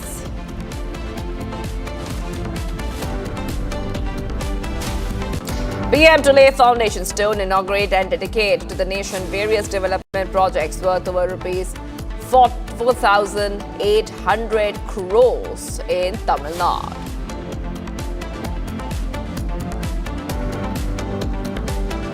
Cambodia calls for immediate ceasefire with Thailand following intensified border fighting.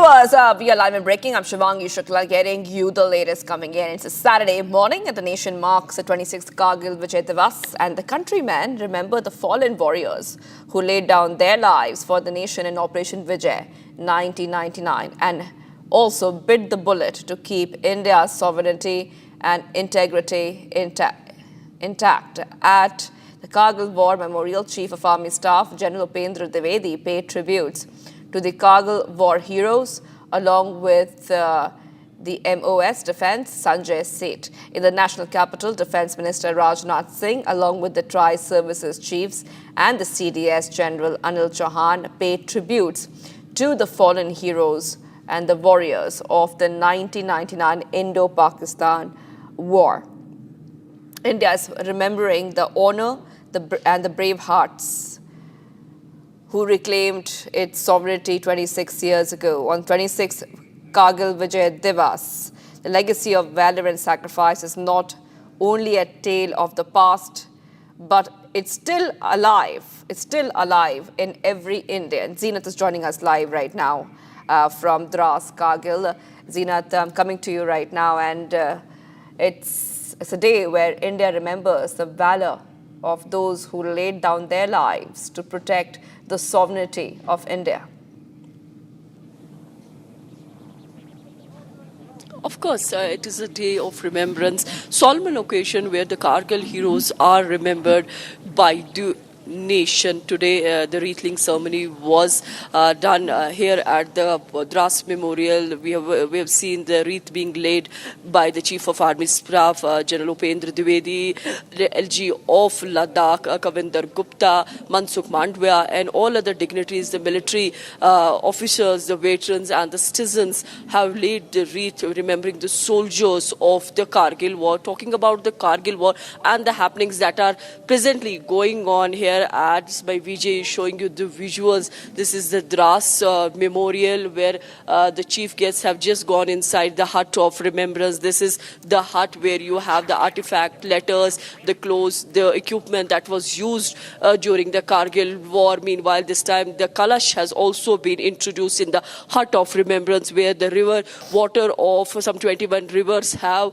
been put in the Kalash to pay tributes to the war soldiers. Meanwhile, as my Vijay is showing you the equipments that were used, this is one such one. This is Howitzer, and this weapon was also seen in action during 1971 war, and it also justified its presence in Operation Vijay. The weapon system rattled the enemy, raining fire and explosives along the line of control. What turned the game in India's favor was this very big machine. This is Bofors, the Bofors gun that rattled Pakistani troopers, the Pakistani terrorists who tried to capture these terrains. Although this is a treacherous terrain, from the camera point of view, you may see this is a very small place, but when you come close to this place and then see that how difficult it was to cross over and to recapture those terrains. If we see the tricolor is fluttering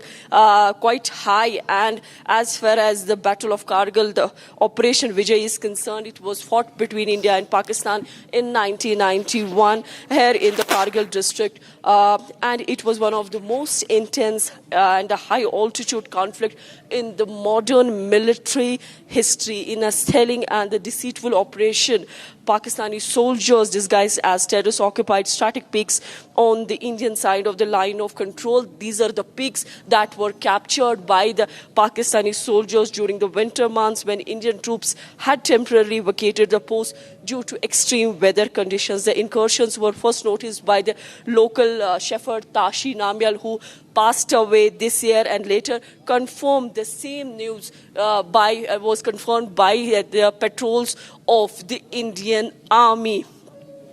India launched Operation Vijay to flush out the intruders. The terrain was treacherous and the soldiers had to scale these snow-covered cliffs under the constant enemy fire. Despite the odds, the Indian Army that was supported by the Indian Air Force, because they too launched an Operation Safed Sagar, reclaimed almost all occupied post. More than 500 Indian soldiers laid down their lives in the war, including the legends like Captain Vikram Batra, Lieutenant Manoj Pandya, whose bravery became a symbol of India's unyielding spirit. So today the soldiers, the families, the martyrs' family have gathered to pay tributes to the fallen soldiers. This is a solemn occasion. Meanwhile, India is celebrating the valor and also the energy that was used by the Indian soldiers to reclaim all these posts. Right now, the event of photography is taking place here, where you see the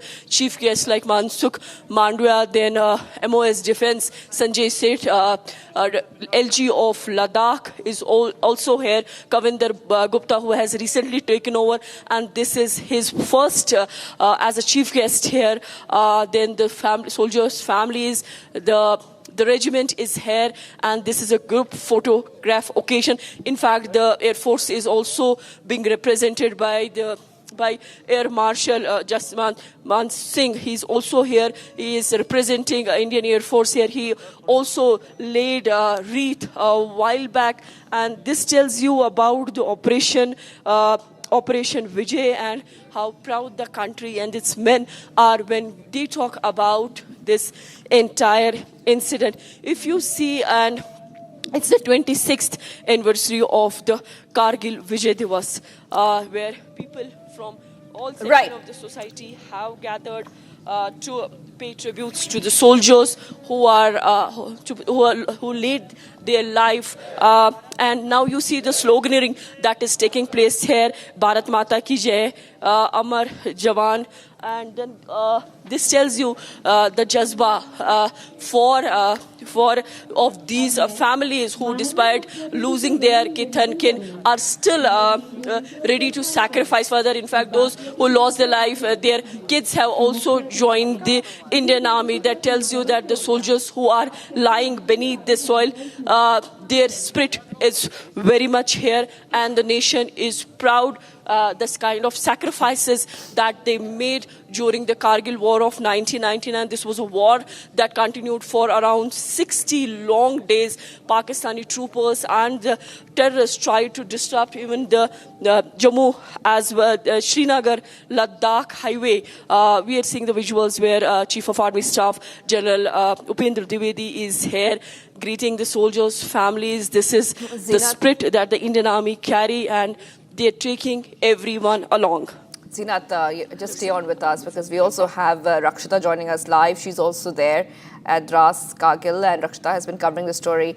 Rakshita, you know, many leaders, Rajnath Singh, defense leaders are at the Kargil War Memorial, and they are paying tributes to those who laid down their lives in the line of duty to protect our nation. If we just could take our viewers through what is happening. Well, the Raju Raksha Mantri is there, Sanjay Seth, the MOS State for Defense is here. And in a short while from now, we're going to have the Army Chief, General Upendra Dwivedi. He will be addressing the media here. The setup is ready, where General Dwivedi will be, in fact, addressing the media persons and also the next of kin of the martyrs here who have been seated here. And more of the family members are arriving. You can see, and many of them, the movement you can just witness there down that path from the main area of the Kargil War Memorial, and they're all coming here to listen to the Chief of Defence Staff, General Upendra Dwivedi, viewers. And also, Shivangi, it's important to understand that there will be 3 new projects that are being launched today by the Indian Army, and this is of course important to sensitize the countrymen about the valor, about the difficulties that our soldiers in fact have gone through, and they continue to go through when they are, in such challenging terrains, when they fight for the country, for all challenges they go through, the sacrifices they made. So yes, the Kargil War Memorial is a pilgrimage for every Indian who wants to remember and pay tribute, but not if not everybody can come here. So this is this e-museum. This is a QR code based app that is being launched today, and with that, the stories of our valiant soldiers will be told via that app. So e-Shraddhanjali, that is the QR code based app, also the e-Shraddhanjali to martyrs, and not just that, other projects are also being launched today. The Army Chief, of course, will be talking about that, the three key projects.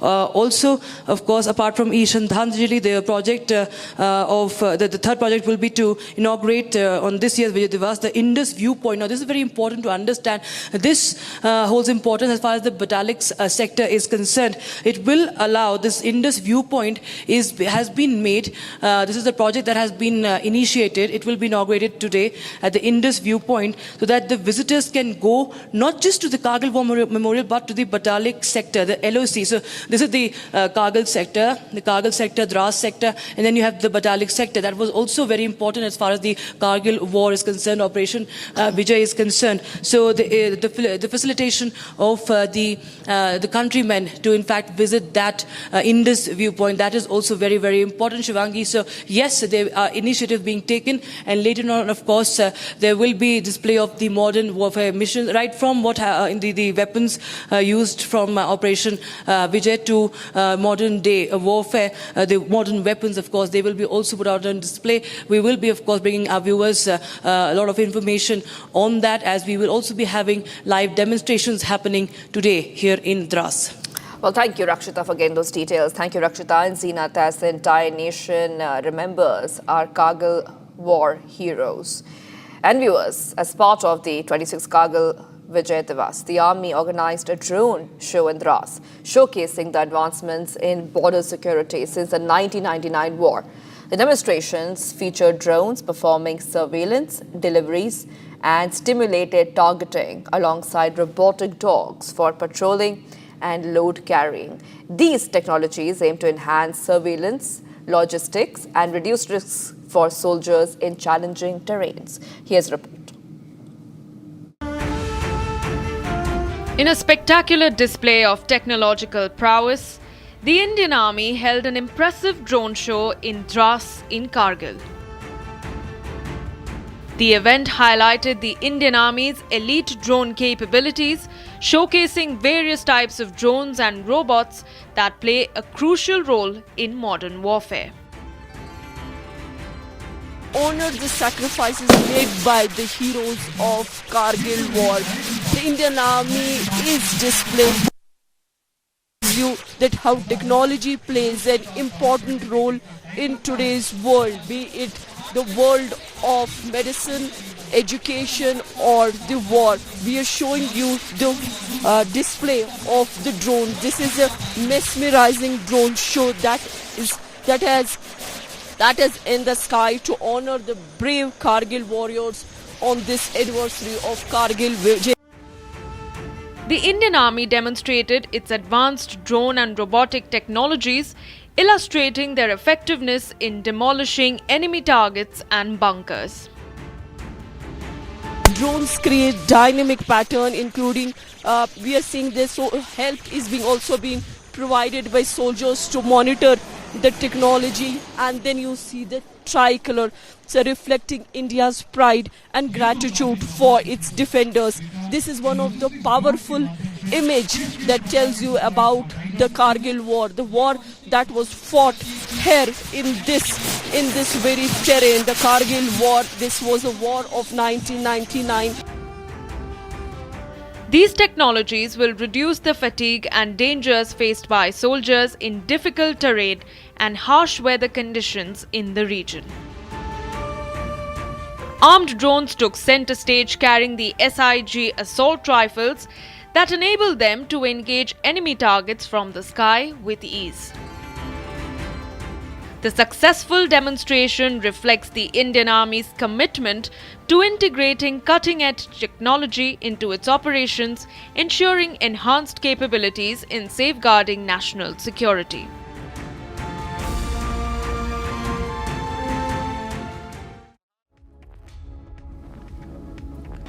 Viewers, Reva University has inaugurated its 2025 to 2026 non-technical batch, marking the start of a transformative academic year. The Educate to Enterprise vision was highlighted alongside the launch of the One Student, One Tree initiative. Here's more.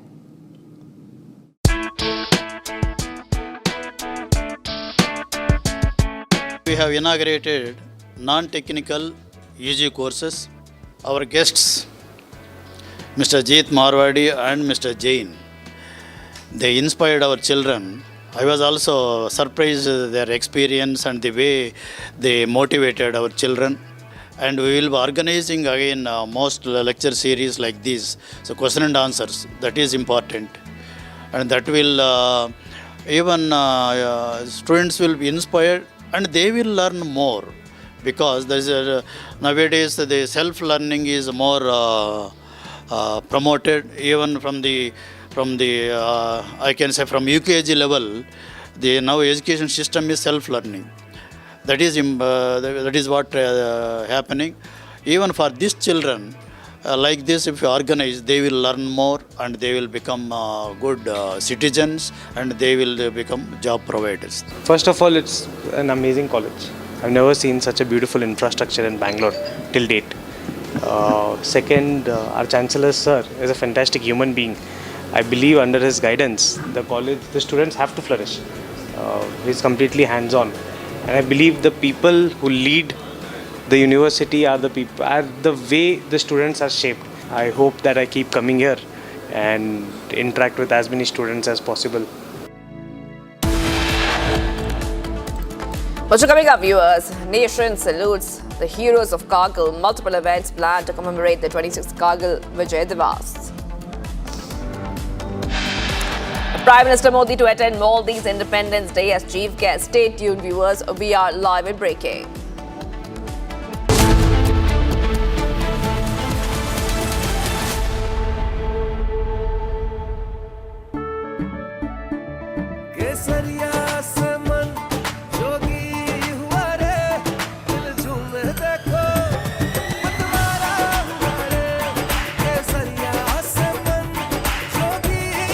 हर पल मनाओ केसरी त्योहार। विमल, बोलो जुबान Kesari. MDH की हल्दी मिर्ची धनिया करे कमाल। ये रंग दे, ये खुशबू दे, ये तीखा, ये कम पड़े। क्या निराला MDH मसाला।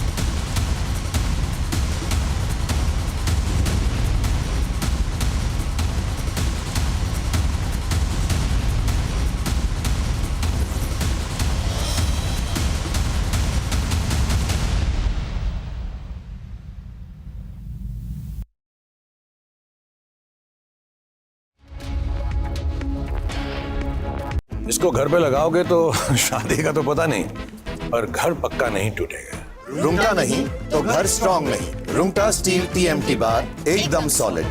पहाड़ों में एक हाइकिंग स्टिक भी बन सकती है। आधे बाउल दही में 4 चम्मच MDH चटनी पुदीना मसाला डाला, स्टर करो, पुदीना चटनी तैयार। MDH चटनी पुदीना मसाला। MDH।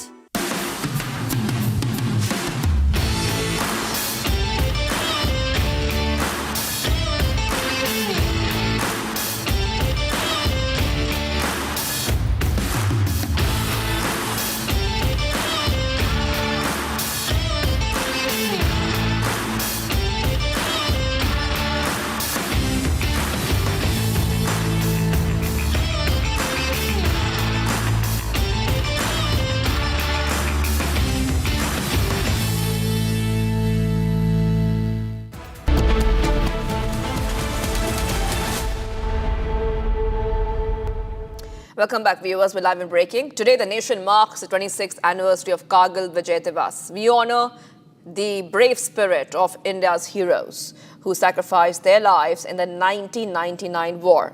At the Drass War Memorial, a nation came together to light the lamp of gratitude and pay tribute at the Amar Jawan Wall. Here is the ground report.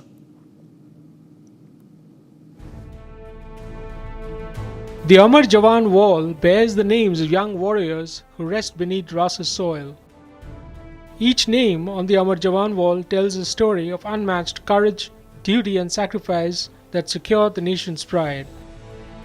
I'll ask my VJ to show you this very wall where the name of those soldiers who fought Kargil War is written. Kargil War, the war that was fought between India and Pakistan in 1999 when Pakistani terrorists and the troopers they captured these heights, beat the Toluling, Tiger Hill, Batra Top, 4785. But Indian Army, with their resilience, with their valor, with their commitment towards the nation, they recaptured all.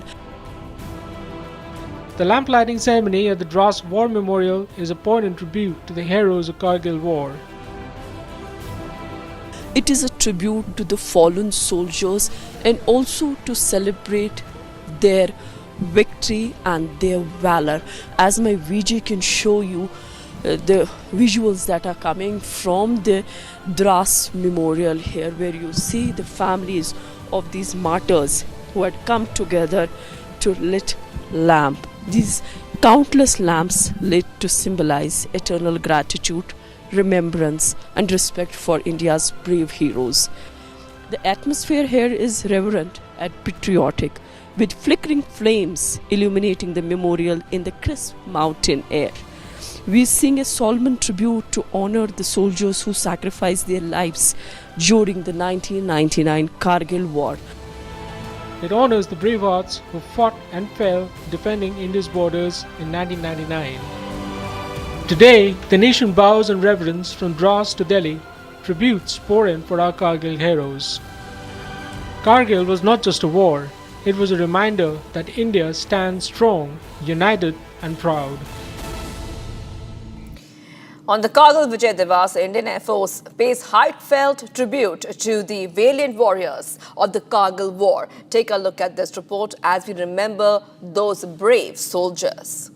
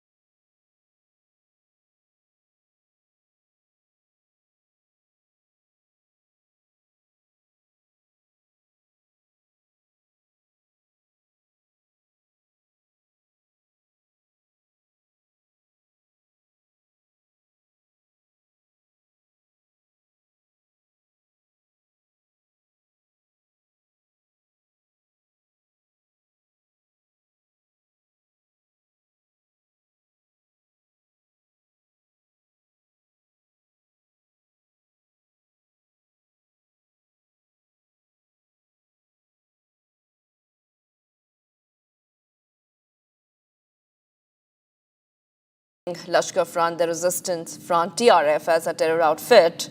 Now we see the US double its standards. The US's double standards are very much out on the open. In fact, we are seeing after US Secretary of State Marco Rubio hosted Pakistani Foreign Minister Ishaq Dar at the White House on Saturday, giving an insight into the meeting with his Pakistani counterpart. On his X handle, Rubio posted that the two leaders discussed trade and possible collaboration in the critical mineral sector. Rubio even thanked Pakistan for its partnership in countering terror. Here's a brief report. The US has showed its hand yet again. Following up on Army Chief Asim Munir's closed-door luncheon date with President Donald Trump, US Secretary of State Marco Rubio hosted Pakistani Foreign Minister Ishaq Dar on Saturday. The meeting comes just days after the US tagged Lashkar offshoot, the Resistance Front, which was behind the Pahalgam massacre, as a terror outfit. The meet and greet with the Pakistani Foreign Minister at the White House yet again exposed the US double standards on terror. Rubio took to his X handle to post an image of him greeting Dar at the White House. He tagged the image with a post stating that the two leaders discussed trade and a possible collaboration in the critical mineral sector. Rubio also thanked Pakistan for partnering with the US in countering terror.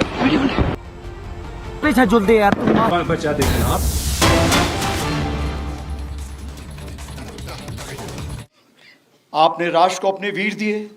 आपका हौसला, धैर्य और त्याग हम सब के लिए प्रेरणा है। आज पूरा देश आपके अद्वितीय योगदान और अटूट राष्ट्रभक्ति को श्रद्धापूर्वक नमन करता है। पिछले वर्ष 2024 में हमने रजत जयंती के रूप में इस विजय गाथा का स्मरण किया। वह एक ऐतिहासिक अवसर था जिसे माननीय प्रधानमंत्री श्री नरेंद्र मोदी जी की उपस्थिति ने और भी प्रेरणादायक बना दिया। उस दिन शिंकुल्ला टनल के निर्माण कार्य का भी शुभारंभ हुआ। इस वर्ष भी हमारे माननीय केंद्रीय मंत्रीगण, लेफ्टिनेंट गवर्नर साहब और हमारे सीओ साहब यहाँ पर उपस्थित होकर हमारे शहीदों को नमन करने आए। यह दर्शाता है कि कारगिल विजय दिवस केवल एक सैन्य आयोजन नहीं बल्कि पूरे राष्ट्र का उत्सव है। जो खामोश खड़े थे बर्फीली चौकियों पर, उनकी दुआ से ही महफूज है ये वतन।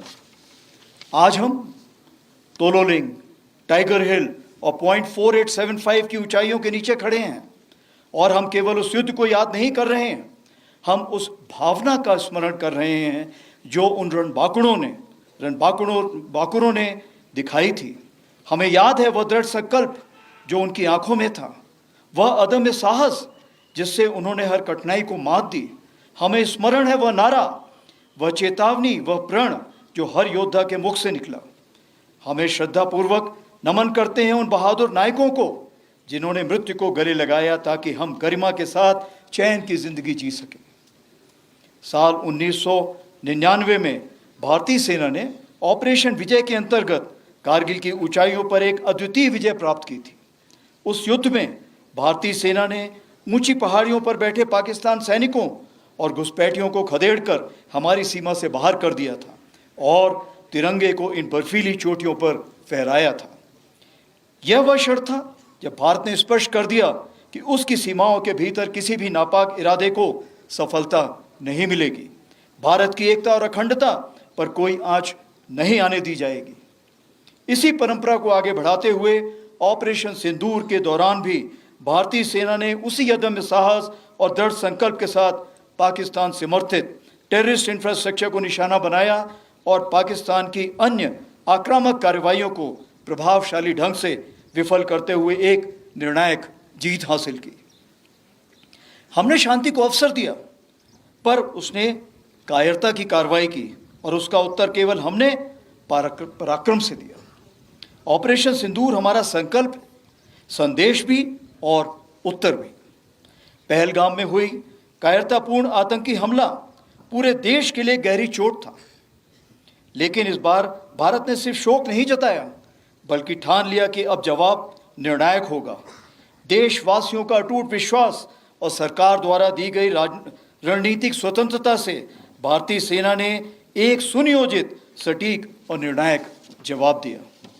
भारतीय सेना ने 6 और 7 मई की रात को पाकिस्तान और पाकिस्तान ऑक्यूपाइड जम्मू एंड कश्मीर में 9 हाई वैल्यू आतंकवादी ठिकानों को निशाना बनाया, बिना किसी मासूम नागरिक को हानि पहुंचाए हुए। यह केवल जवाब नहीं था, यह स्पष्ट संदेश था कि आतंकवाद को सहारा देने वाले अब नहीं बचेंगे। 7 से 9 मई को पाकिस्तान द्वारा की गई सैन्य कार्रवाई का भारतीय सेना ने नपातुला और सटीक जवाब दिया। हमारी आर्मी एयर डिफेंस एक अजय दीवार बनकर सामने खड़ी रही, जिसे कोई ड्रोन या मिसाइल भेद नहीं सका। यह सब होल ऑफ नेशन अप्रोच के अंतर हुआ, जहां थल सेना, वायु सेना, नौसेना और अन्य सरकारी और प्राइवेट डिपार्टमेंट्स सब एक साथ मिलकर खड़े हुए, जिसमें एनजीओ भी शामिल थे। जो भी शक्तियां भारत की संप्रभुता, अखंडता या जनता को क्षति पहुंचाने की योजना बना रही हैं, उन्हें करारा जवाब दिया जाएगा और आगे भी दिया जाएगा। यही भारत देश का न्यू नॉर्मल है। आज की भारतीय सेना न केवल वर्तमान चुनौतियों का सफलतापूर्वक सामना कर रही, बल्कि हम नित्य प्रतिदिन एक परिवर्तनशील, आधुनिक और भविष्य उन्मुख शक्ति के रूप में तेजी से अग्रसर हो रहे हैं। इसके अंतर्गत रुद्र के रूप में नई ऑल आर्म्स ब्रिगेड का गठन किया जा रहा है, जिसका सैंक्शन मैंने कल ही दिया है, जिसमें infantry, mechanized infantry, armoured units, artillery, special forces, unmanned aerial system जैसे फाइटिंग कंपोनेंट्स को एक साथ रखा जाएगा और विशेष रूप से तैयार किया जाएगा, जिसमें शामिल लॉजिस्टिक सपोर्ट और कॉम्बैट सपोर्ट होंगे। इसी क्रम में भैरव लाइट कमांडो बटालियन के रूप में एजाइल और घातक स्पेशल फोर्सेस का गठन किया गया है, जो सीमाओं पर शत्रु को चौंकाने के लिए हमेशा तैयार है। हर इन्फेंट्री बटालियन में ड्रोन्स प्लेटून का गठन किया गया है। वहीं आर्टिलरी में शक्तिमान रेजिमेंट बनाई गई है, जो ड्रोन और काउंटर ड्रोन इक्विपमेंट और लॉयटर म्यूनिशन के साथ लैस होगी। हर रेजिमेंट में एक दिव्यास्त्र बैटरी भी बनाई गई है, जो कंपोजिट बैटरी होगी और इन्हीं सामानों से लैस होगी। इन चीज़ों के मद्देनज़र हमारी मारक क्षमता अब आने वाले दिनों में कई गुना बढ़ जाएगी। उसी प्रकार से आर्मी एयर डिफेंस को स्वदेशी मिसाइल सिस्टम से इक्विप किया जा रहा है। हम पूरी तरह से तैयार हैं कि भारत की 100वीं स्वतंत्रता वर्षगांठ तक, यानी विकसित भारत का सपना साकार करें। और इस राष्ट्र निर्माण में हमारी सबसे बड़ी ताकत है हमारा विशाल सेना परिवार, जो लगभग 1.3 करोड़ लोगों का समुदाय है, जिसमें सेवारत सैनिक, उनके परिवार, वेटरन्स और वीर गति को प्राप्त सैनिकों के परिजन शामिल हैं। लद्दाख इसका उदाहरण है, जहां हजारों सैनिक तैनात हैं, अनेक वेटरन्स यहां रहते हैं। सेना केवल रक्षा नहीं कर रही, बल्कि सीमावर्ती क्षेत्रों में राष्ट्र निर्माण में भी अग्रणी भूमिका निभा रही है।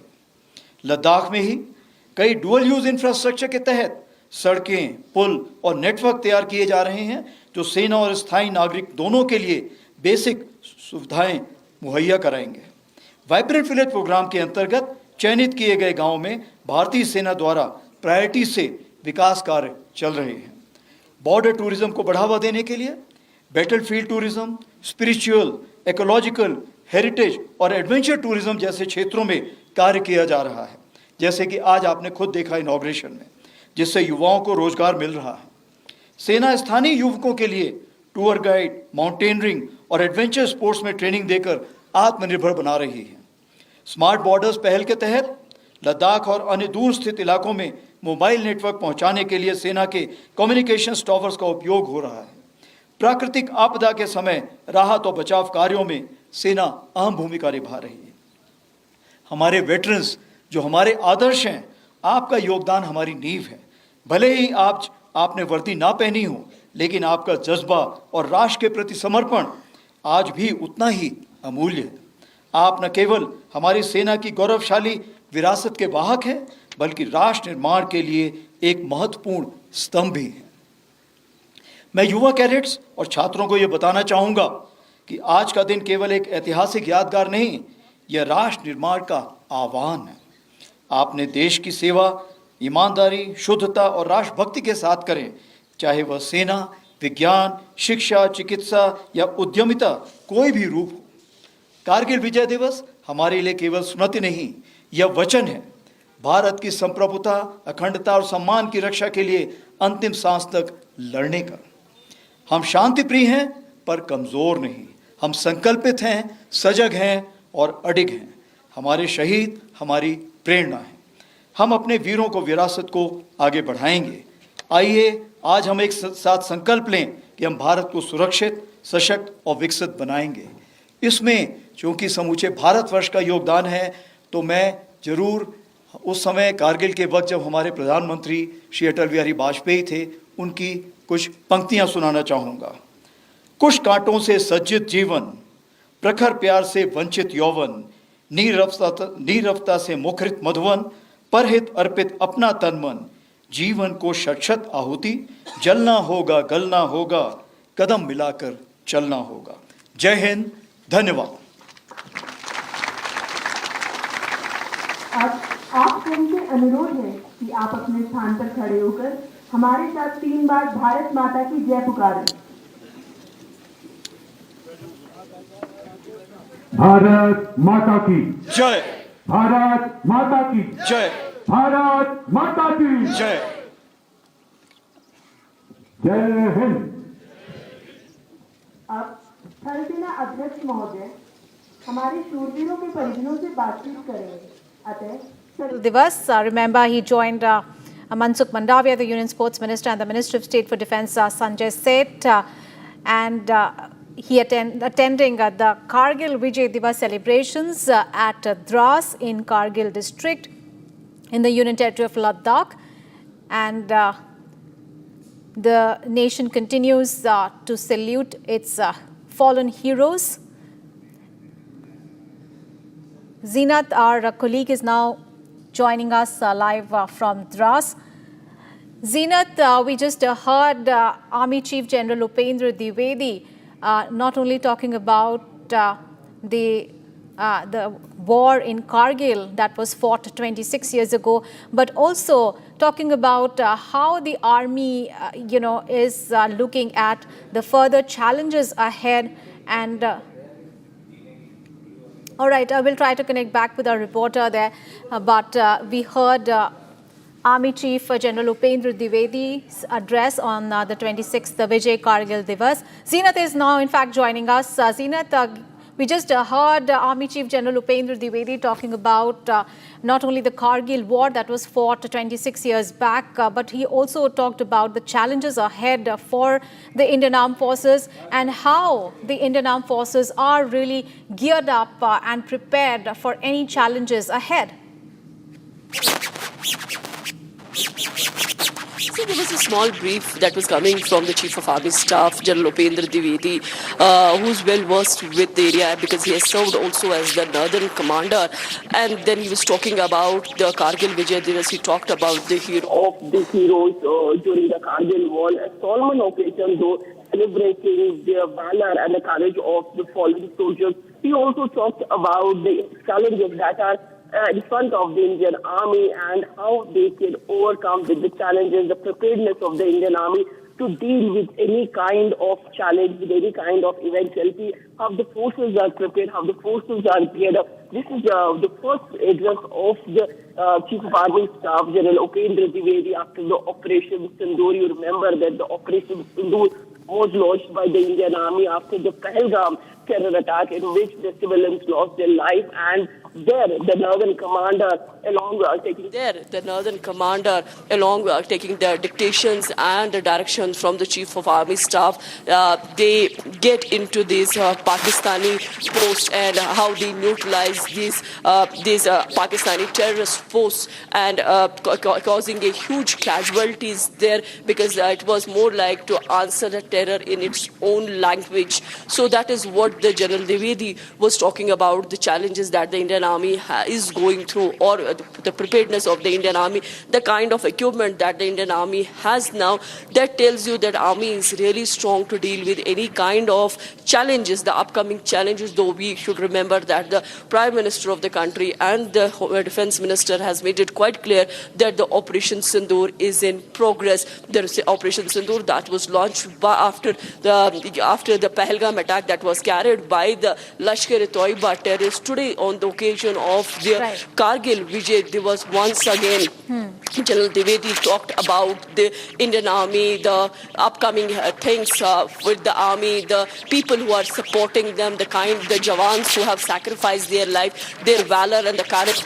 Remember, and also the kick-off kings were also felicitated by the Indian Army. It is more like coming under the one umbrella and celebrating the valor and also remembering the sacrifice made by Honoring the soldiers the fallen soldiers are there. Thank you so much, Zeenat, for those updates there. And viewers, 26th of July 1999, that is the year that India won the Kargil War. On the mighty peaks of the Himalayas, the Indian Army recapturing all the strategic heights that were infiltrated by the Pakistani troops. So Republic TV now brings you exclusive ground zero coverage from the peaks where the Battle of Kargil was fought. Take a look.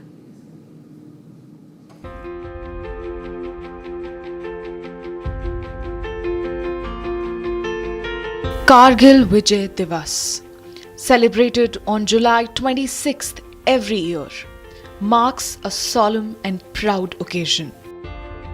It honors the bravery and sacrifice of Indian soldiers who laid down their lives during the Kargil War 26 years ago. The Kargil War began in May 1999 when the Pakistani troops and terrorists infiltrated Indian territory along the line of control. They had seized strategic peaks in the Kargil region of Jammu and Kashmir. This led to a fierce military conflict between India and Pakistan, leading to weeks of intense combat.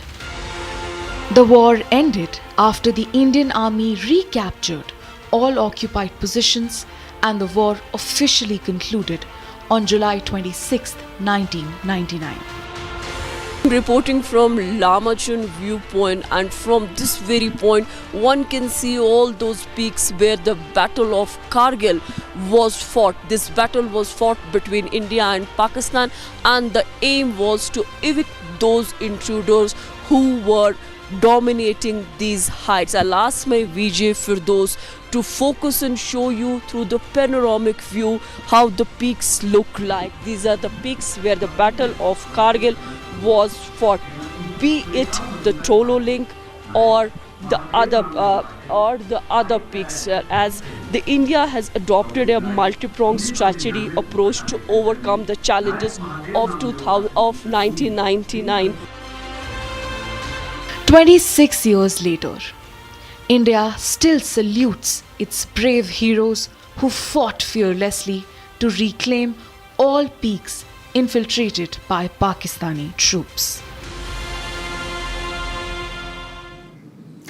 And on the Kargil Vijay Diwas today, this is how the Indian Air Force paid its heartfelt tribute to the valiant warriors of the Kargil War. Take a look.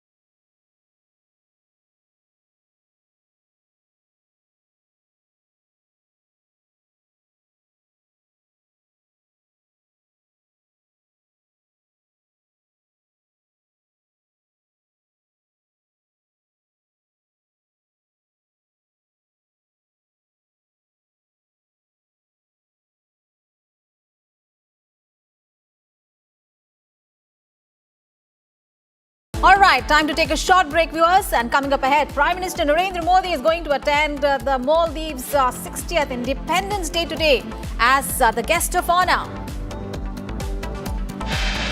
And thereafter, Prime Minister Modi will be back home in Tamil Nadu, where he will lay foundation stone, inaugurate and dedicate to the nation various development projects worth over 4,800 crore rupees. Those big stories and much more. After a short break, stay with Republic TV.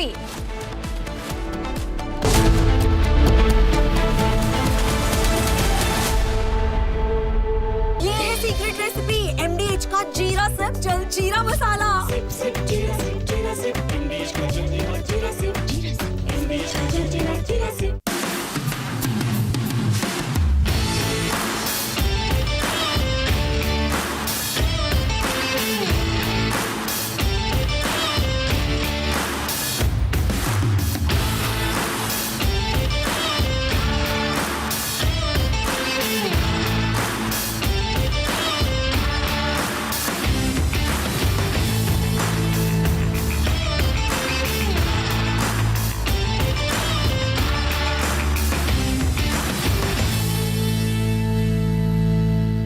दादी के हाथों का जादू और खुशबू से महकता घर, माँ की मुस्कुराहट और खाने की सुगंध। MDH गरम मसाला, क्योंकि हर रिश्ता है स्वाद से जुड़ा।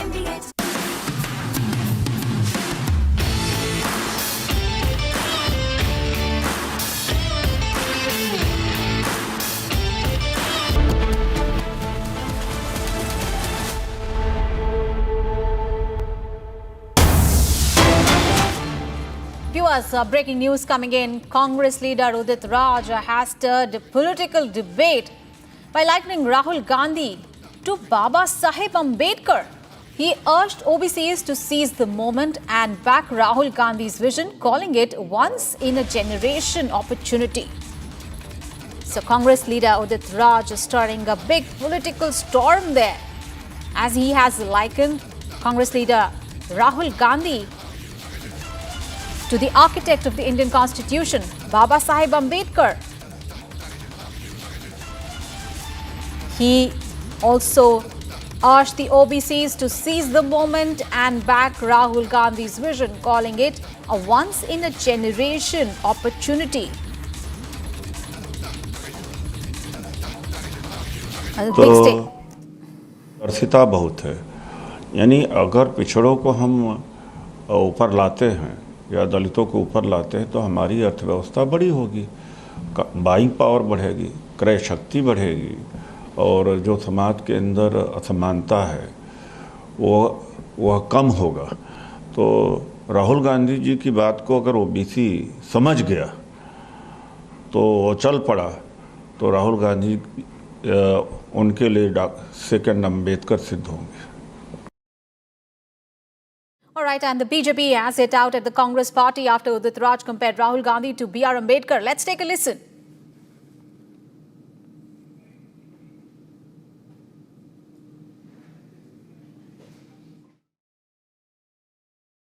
अंबेडकर जी का अपमान, दलितों का अपमान, यही बन चुकी है कांग्रेस पार्टी की पहचान। कांग्रेस पार्टी के उदित राज कहते हैं कि राहुल गांधी दूसरे अंबेडकर साबित होंगे। अरे भाई, पहले और ओरिजिनल और एक ही अंबेडकर जो इस देश में हैं, संविधान निर्माता, उनको अपमानित करने का काम किसने किया? किसने भारत रत्न से वंचित रखा? किसने 2 बार चुनाव हराए? किसने उनके संविधान को जम्मू कश्मीर में लागू नहीं होने दिया? किसने उनके विचारों के खिलाफ जाकर मुस्लिम आरक्षण की बात की? किसने SC ST OBC आरक्षण में खलल की? किसने रिजर्वेशन बुरा होता है ये लिखकर कहा 1960s में? नेहरू जी ने। किसने कास्ट सेंसस रोका? नेहरू जी ने। किसने मंडल का विरोध किया? इंदिरा जी और राजीव जी ने। और आज वो कह रहे कि वो दूसरा अंबेडकर बनाएंगे। अरे भाई, पहले अंबेडकर जी की तो विचारधारा का सम्मान कीजिए, उनके संविधान का सम्मान कीजिए। आप तो शरिया को संविधान के ऊपर रखते हैं। और गजब की बात है कि परिवारजनों ने, पूर्वजों ने अंबेडकर जी का विरोध किया, चुनाव हराया। अब बनना है दूसरा अंबेडकर, दूसरा नेहरू नहीं बनना, दूसरा इंदिरा नहीं बननी। तो इसका मतलब साफ है कि नेहरू और इंदिरा गलत पथ पर थे। आज ये खुद परिवार स्वीकार रहा है, कांग्रेस स्वीकार रही। और क्या तुलना करते हैं, कोई लालू जी की तुलना भगत सिंह से करता है तो कोई राहुल गांधी की तुलना अंबेडकर जी से करते हैं। ये इनके तर्क है, ये इनकी परिवार भक्ति में आम्बेडकर जी के और एससी समाज के अपमान करने की कोई भी जो चांस है उसको नहीं छोड़ते। All right, the BJP, they are hitting out at Udit Raj over those remarks. And viewers, now let's take a look at some other news that are making headlines in Bharat in One. Bharat 1 Minute brought to you by Canara Bank. Together we can. The national capital hosted an exhibition and panel discussion on the riots and targeted attacks on Hindus in Bengal's Murshidabad. The event was organized by the organizer, the mouthpiece of the Rashtriya Swayamsevak Sangh or the RSS. Bengal BJP MLA Agnimitra Paul, who attended the panel discussion, said that every Indian citizen needs to know and be aware of the atrocities perpetrated on the Hindus in West Bengal under Mamata Banerjee's rule. The targeted attacks in the name of protests against the Waqf law had claimed 2 lives in Murshidabad district, while triggering a displacement of Hindu families to the neighbouring district of Malda. Ahead of the debate on Operation Sindoor in the Rajya Sabha, CPI MP P. Santosh Kumar accused the centre of stalling the opposition's attempts to form a discussion on the Pahalgam terror attack and India's military response. The CPI MP said that the opposition had been pushing for a debate on Operation Sindoor from the opening day of the ongoing monsoon session, demanding that Prime Minister Modi lay the facts bare before the House. He called on the Prime Minister to come clean on what happened post the Pahalgam attack and also on US President Donald Trump belittling India's claim on the ceasefire agreement with Pakistan. The makers of the upcoming movie Udaipur Files have welcomed the Supreme Court's ruling upholding the centre's order, clearing the film with 6 edits. The film is based on the beheading of Udaipur tailor Kanhaiya Lal by suspected Islamist fanatics. And the film's producer Amit Chani hailed the apex court ruling, saying that it was expected and just. Also welcoming the Supreme Court directive, the film's director Bharat Srinathe said that truth always wins.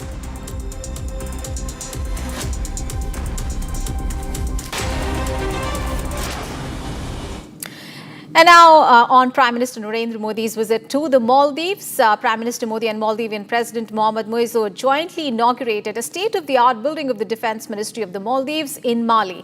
The Prime Minister also handed over 72 vehicles and equipment for use by the Maldives National Defence Force. The Prime Minister also said that the Defence Ministry building is a concrete building of trust and it is a symbol of our strong partnership.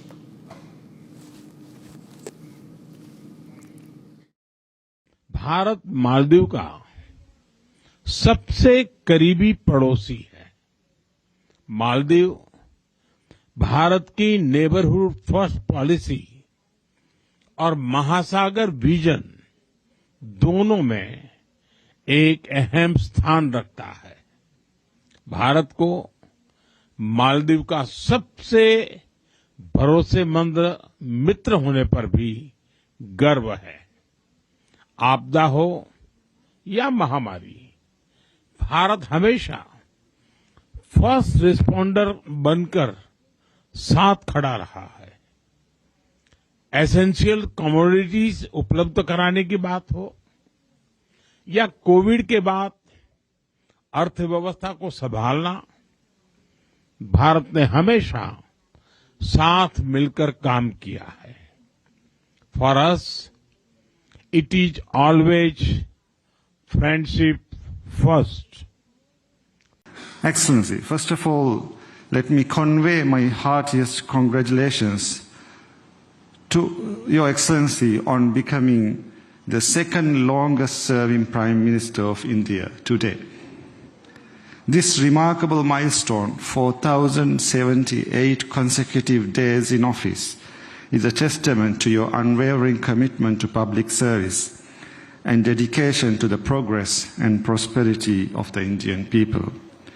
Wishing Your Excellency continued success as you lead India towards greater heights. All right, viewers, we'll take a short break, but after the break, we'll continue getting you updates on nation saluting the heroes of Kargil and the events in Drass and elsewhere to commemorate the 26th Kargil Vijay Diwas. Also, we'll get you details on Prime Minister Modi, who is going to attend the Maldives Independence Day today as the chief guest. Those big stories and much more coming up after a short break.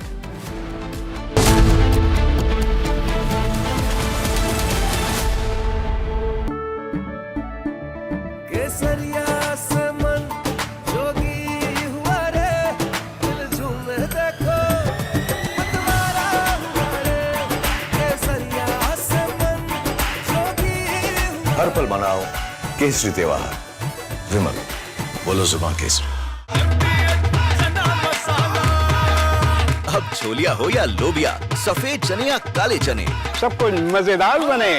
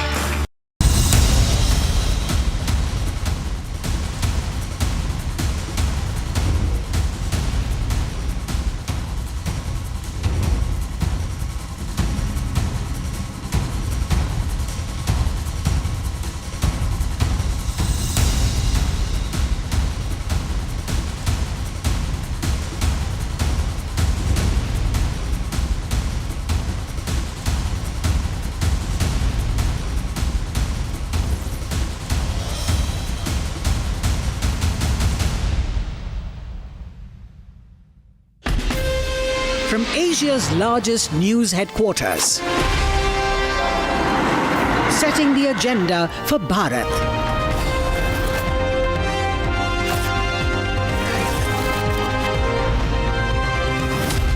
You're watching Republic.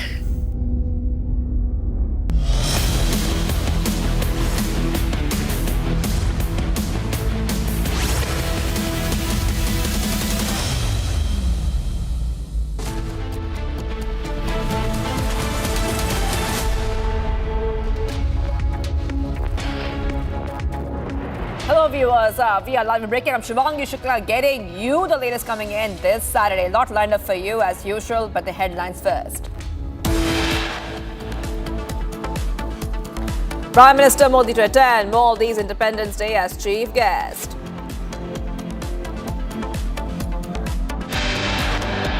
Bharat और मालदीव के संबंध सदियों पुराने हैं। हम पड़ोसी हैं, साझेदार हैं और जरूरत के समय साथ खड़े रहने वाले सच्चे मित्र हैं। Prime Minister attends state dinner in Maldives, hails India-Maldives relationship. Rajnath Singh pays tribute to Kargil War heroes at National War Memorial in New Delhi. यह वह शर्त था जब भारत ने स्पष्ट कर दिया कि उसकी सीमाओं के भीतर किसी भी नापाक इरादे को सफलता नहीं मिलेगी। भारत की एकता और अखंडता पर कोई आंच नहीं आने दी जाएगी। Nation salutes heroes of Kargil. Chief of Army Staff General Upendra Dwivedi addresses the nation, says India's integrity and sovereignty will not be compromised at any cost. Tamil Nadu CM M.K. Stalin slams bold role revision in Bihar, warns EC saying do not play with the fire. Cambodia calls for immediate ceasefire with Thailand following intensified border fighting.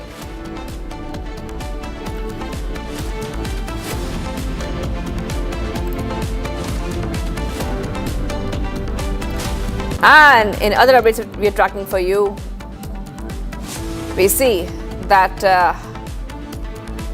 Cambodia calls for a ceasefire and with Thailand following intensified border fighting.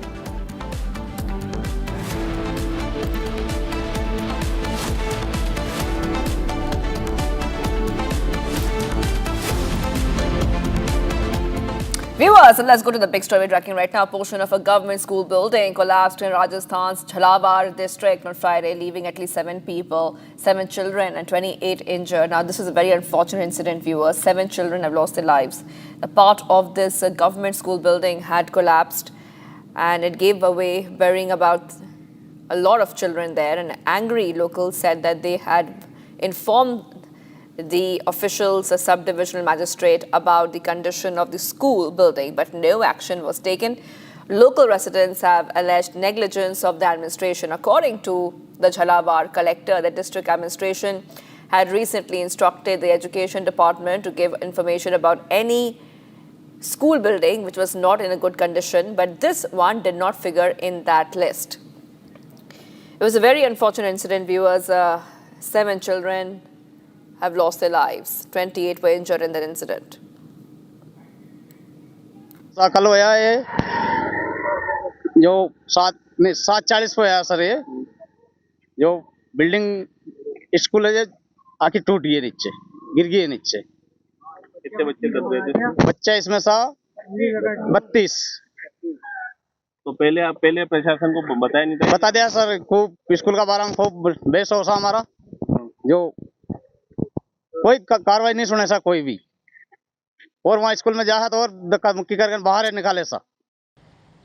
कल 7:45 से 8 के बीच में जो हमारा पीपलोदी गांव है मनपसर ग्राम पंचायत का, वहाँ ये सूचना मिली कि विद्यालय का एक जो कक्ष है वो ध्वस्त हो गया और उसके नीचे बच्चे दब गए। मौके पे जाकर के बच्चों को निकाला, बच्चों को निकाल करके और सभी को हॉस्पिटलाइज किया गया। फाइनली 7 कैजुअल्टीज़ रही, बाकी जो 20 लोग घायल हैं वो सारे ठीक हैं। 9 को छुट्टी दे दी जाएगी अभी हॉस्पिटल से यहाँ से। बाकी जो झालावाड़ हैं उनको भी आज शाम तक या कल तक छुट्टी मिल जाएगी। घायल सारे ठीक हैं। 7 कैजुअल्टी हो गई, सभी का कल पोस्टमार्टम करवा करके आज सुबह सभी का दाह संस्कार कर दिया गया है। घटना की जो आरंभिक जाँच शुरू हो गई है और इस बीच जो 5 जो संबंधित जो लोग हैं उनको सस्पेंड भी किया गया है और आगे जो जिला परिषद सीईओ और जो SCPWD की जो कमेटी बनाई है, जांच में जो भी तथ्य सामने आएंगे उन लोगों के खिलाफ कार्रवाई की जाएगी।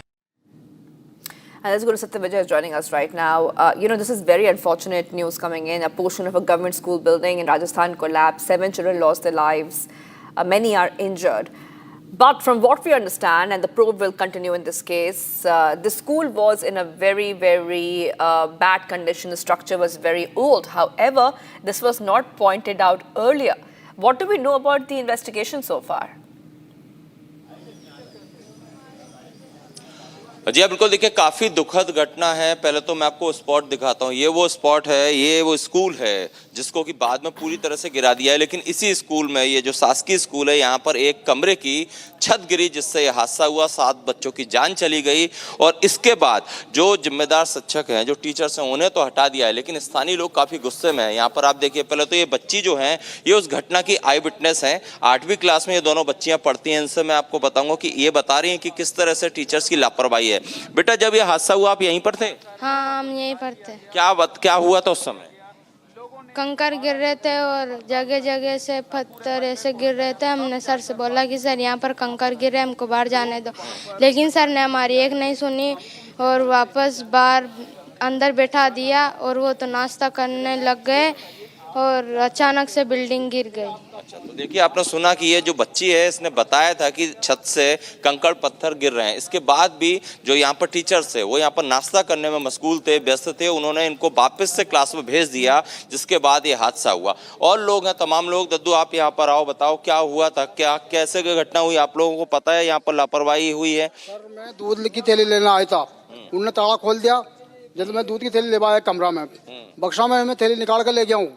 जब वे उसने ये नाश्ता पोया मंगाई था नहीं, वो थैले छोड़ कर वे बैठी था। वो चदरा कमरा में चली गई, वो चदरा पींदे वो बना बला गई मुँह पाउडर बना रही जो। जिसके बाद में ये बच्चा बच्ची आ गया, तो बच्चा बच्ची के सामने कंकर पड़ा होगा, तो अन्ना बोली बच्चा बच्ची ने, भाई सर दीदी कंकर पड़ रहा। तो इनकी बच्चा बच्ची की नहीं सुनी, उन्होंने चुपचाप बैठ जाओ। अब मैंने सर बच्चा बच्ची ने वहाँ कमरा में जाकर मैसेज नहीं की, मैं तो थैली लेके चले गया, मैं दूध बनाया गया। अब जिसके बाद में वो धड़ आवाज आई, हादसा हुआ। तो मैं फिर भी जाने में ट्रॉली खाली होगी भाई, ट्रॉली पास में रहती है। आपके घर का भी एक बच्चा इस स्कूल में पढ़ता था जिसकी मौत हो गई इस हादसे में? जी सर, क्या नाम था बच्चे का? कुंदन नाम था साहब। वो कल यहीं पढ़ रहा था? कल यहीं पढ़ रहा था, यहीं पढ़ रहा था कल वो। और हादसे में जान चली गई? जान चली गई उसकी। जिम्मेदार कौन है? जिम्मेदार प्रशासन है साहब, स्कूल के मास्टर है, उनकी गलती है। जब बच्चों ने बोल दिया था तो फिर उसको निकालना चाहिए था ना कि भाई यहाँ कंकर कर रहे हैं। सालों से जर्जर था। सालों से जर्जर थे साहब। अगले साल हमने कानून कार्रवाई भी करने के लिए कहा था, कागज भी बना के दिए, तो उसको सब कुछ सबका। और वो कागज उसने रख लिया, वो कागज उसने जो वहाँ जमा कराया जाने वो आगे दिया जाने नहीं दिया, हमें कोई पता नहीं कि हम दे देंगे। कठोर कार्रवाई होना चाहिए। कठोर कार्रवाई होना चाहिए। कुछ भी हो जाएगा, आप आज जोड़ने का नहीं होता ना, जेल जाना चाहिए सर। सस्पेंड करने से काम नहीं चलेगा। सस्पेंड करने से काम नहीं चलेगा, जेल जाना चाहिए।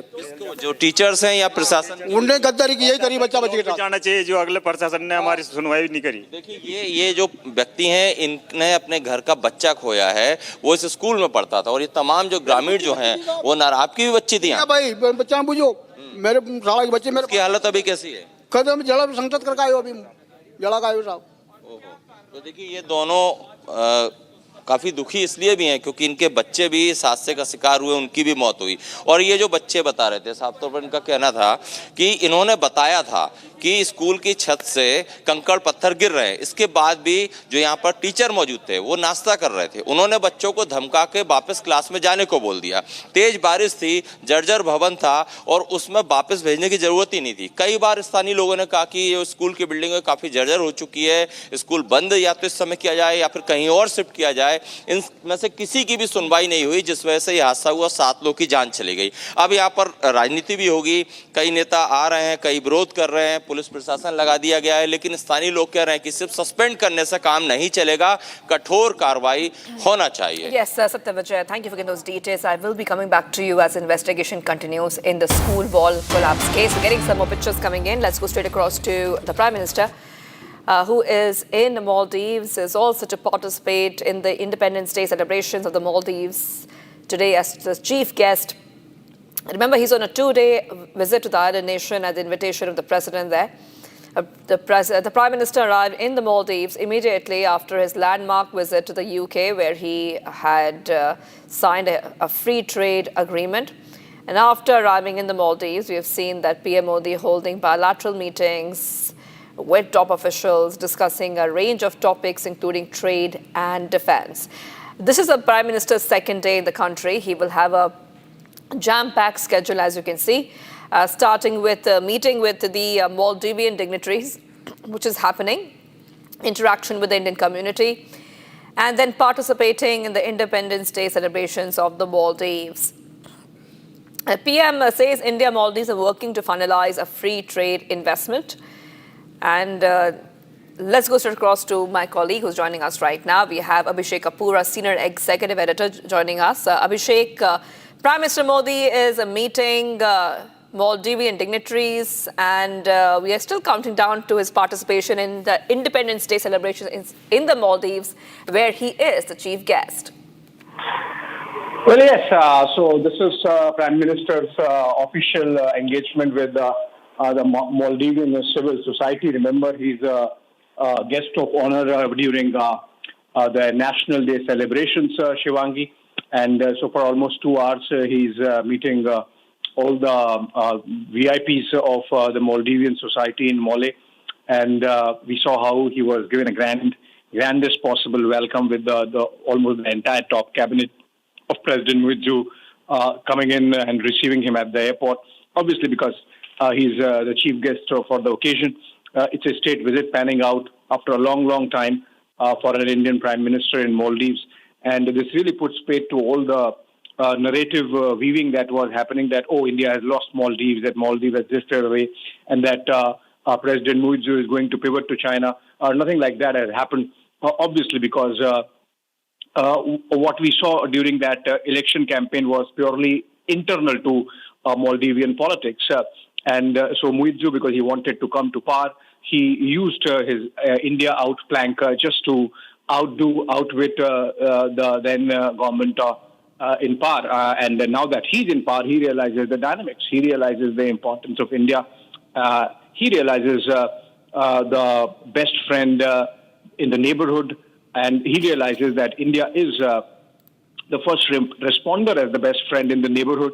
He realizes that the financial situation of Maldives is effectively sustained by so much coming in from India. And yesterday we saw how those MOUs included fresh lines of credit and credit swap and currency swap and extension of loans, interest-free loans, all those things. And then, of course, a free trade agreement. Bilateral trade is about $500 to $600 million. And Maldivians realized that their economy could just go the Sri Lanka way had it not been for the kind of shepherding and supportive hand that India provided. So I think that's really led to the change. And that's why you are seeing this serenading of the Prime Minister. We saw yesterday, in fact, some pictures coming in of how the Prime Minister has been received by the masses. So now these are the elites, these are the ruling elites, this is the government. But if you go by those pictures, Prime Minister, and that really shows that the India view has changed really in Malé, and the Prime Minister's state visit is a reflection of that. That is right, Abhishek. Our senior executive editor, Abhishek Kapoor, getting us these top details coming in right now from the Maldives. But we're getting some more breaking news coming in from UP's Balrampur. Bulldozer action is continuing and taking place on the house of Sabroz, a close associate of Changur Baba, who is in jail. House is built on government land in this village.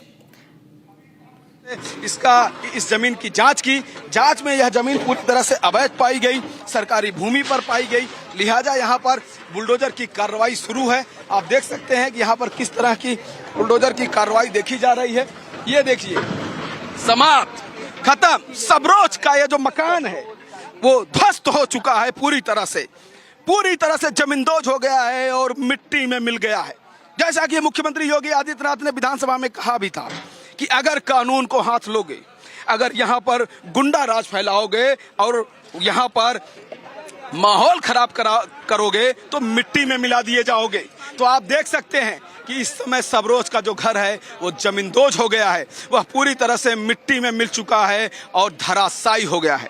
तो योगी आदित्यनाथ का ये जो bulldozer action, Utraula प्रशासन और बलरामपुर जिला प्रशासन का यह जो रवैया है, उसको आप देख सकते हैं कि अगर आप गलत कामों में संलिप्त हैं, प्रदेश विरोधी काम करेंगे, देश विरोधी काम करेंगे, तो आप बचेंगे नहीं और आप इन सब चीज़ों का सामना जरूर करेंगे। तो आप देख सकते हैं कि मकान का छत पूरी तरह से ध्वस्त कर दिया गया है। शीर्ष जो इसकी जो ऊंचाई थी वह भी पूरी तरह से मिट्टी में मिल चुकी है, जमींदोज हो चुकी है, नीचे सब गिर चुका है। पूरी तरह से जो छत है उसको जमीन में ही नष्ट किया जा रहा है, तोड़ा जा रहा है। तो आप देख सकते हैं कि दो बुलडोजर आधे घंटे में, सिर्फ आधे घंटे में पूरे मकान को ध्वस्त कर दिए। ये सरकारी भूमि पर बना हुआ यह मकान था जिसको प्रशासन पुलिस फोर्स के बीच में पूरी तरह से ध्वस्त करा देता है।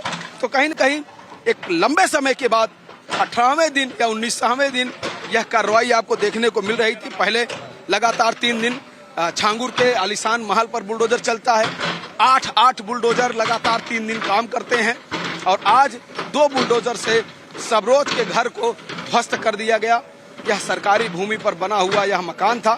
तो यह जो एक्शन है, ये सिर्फ एक एक्शन नहीं है, यह एक्शन यह भी दिखाता है कि अगर आप उत्तर प्रदेश कानून को हाथ में लोगे और उत्तर प्रदेश के विरुद्ध में, देश के विरुद्ध में कोई षड्यंत्र रचोगे, कोई काम करोगे, अवैध धर्मांतरण का काम करोगे, हवाला नेटवर्क का काम करोगे, तो जो उसका परिणाम है वो सामने जो दिख रहा है वही होगा।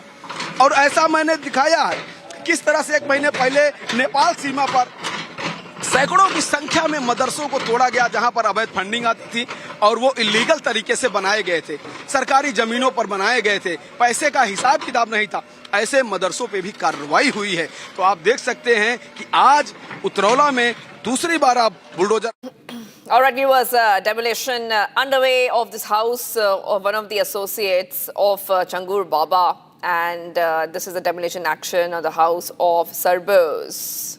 All right, let's move ahead to some of the other stories. Tracking days after labeling Lashkar Front, the Resistance Front (TRF) as a terror outfit, the US's double standards on terror and Pakistan were exposed yet again. This after the US Secretary of State Marco Rubio hosted Pakistani Foreign Minister Ishaq Dar at the White House on Saturday. Giving an insight into the meeting with his Pakistani counterpart on his X handle, Rubio posted that the two leaders discussed trade and possible collaboration in the critical mineral sector. Rubio even thanked Pakistan for its partnership in countering terror. Here is a brief report. The US has showed its hand yet again. Following up on Army Chief Asim Munir's closed-door luncheon date with President Donald Trump, US Secretary of State Marco Rubio hosted Pakistani Foreign Minister Ishaq Dar on Saturday. The meeting comes just days after the US tagged Lashkar offshoot, the Resistance Front, which was behind the Pahalgam massacre, as a terror outfit. The meet and greet with the Pakistani Foreign Minister at the White House yet again exposed the US double standards on terror. Rubio took to his X handle to post an image of him greeting Dar at the White House. He tagged the image with a post stating that the two leaders discussed trade and a possible collaboration in the critical mineral sector. Rubio also thanked Pakistan for partnering with the US in countering terror.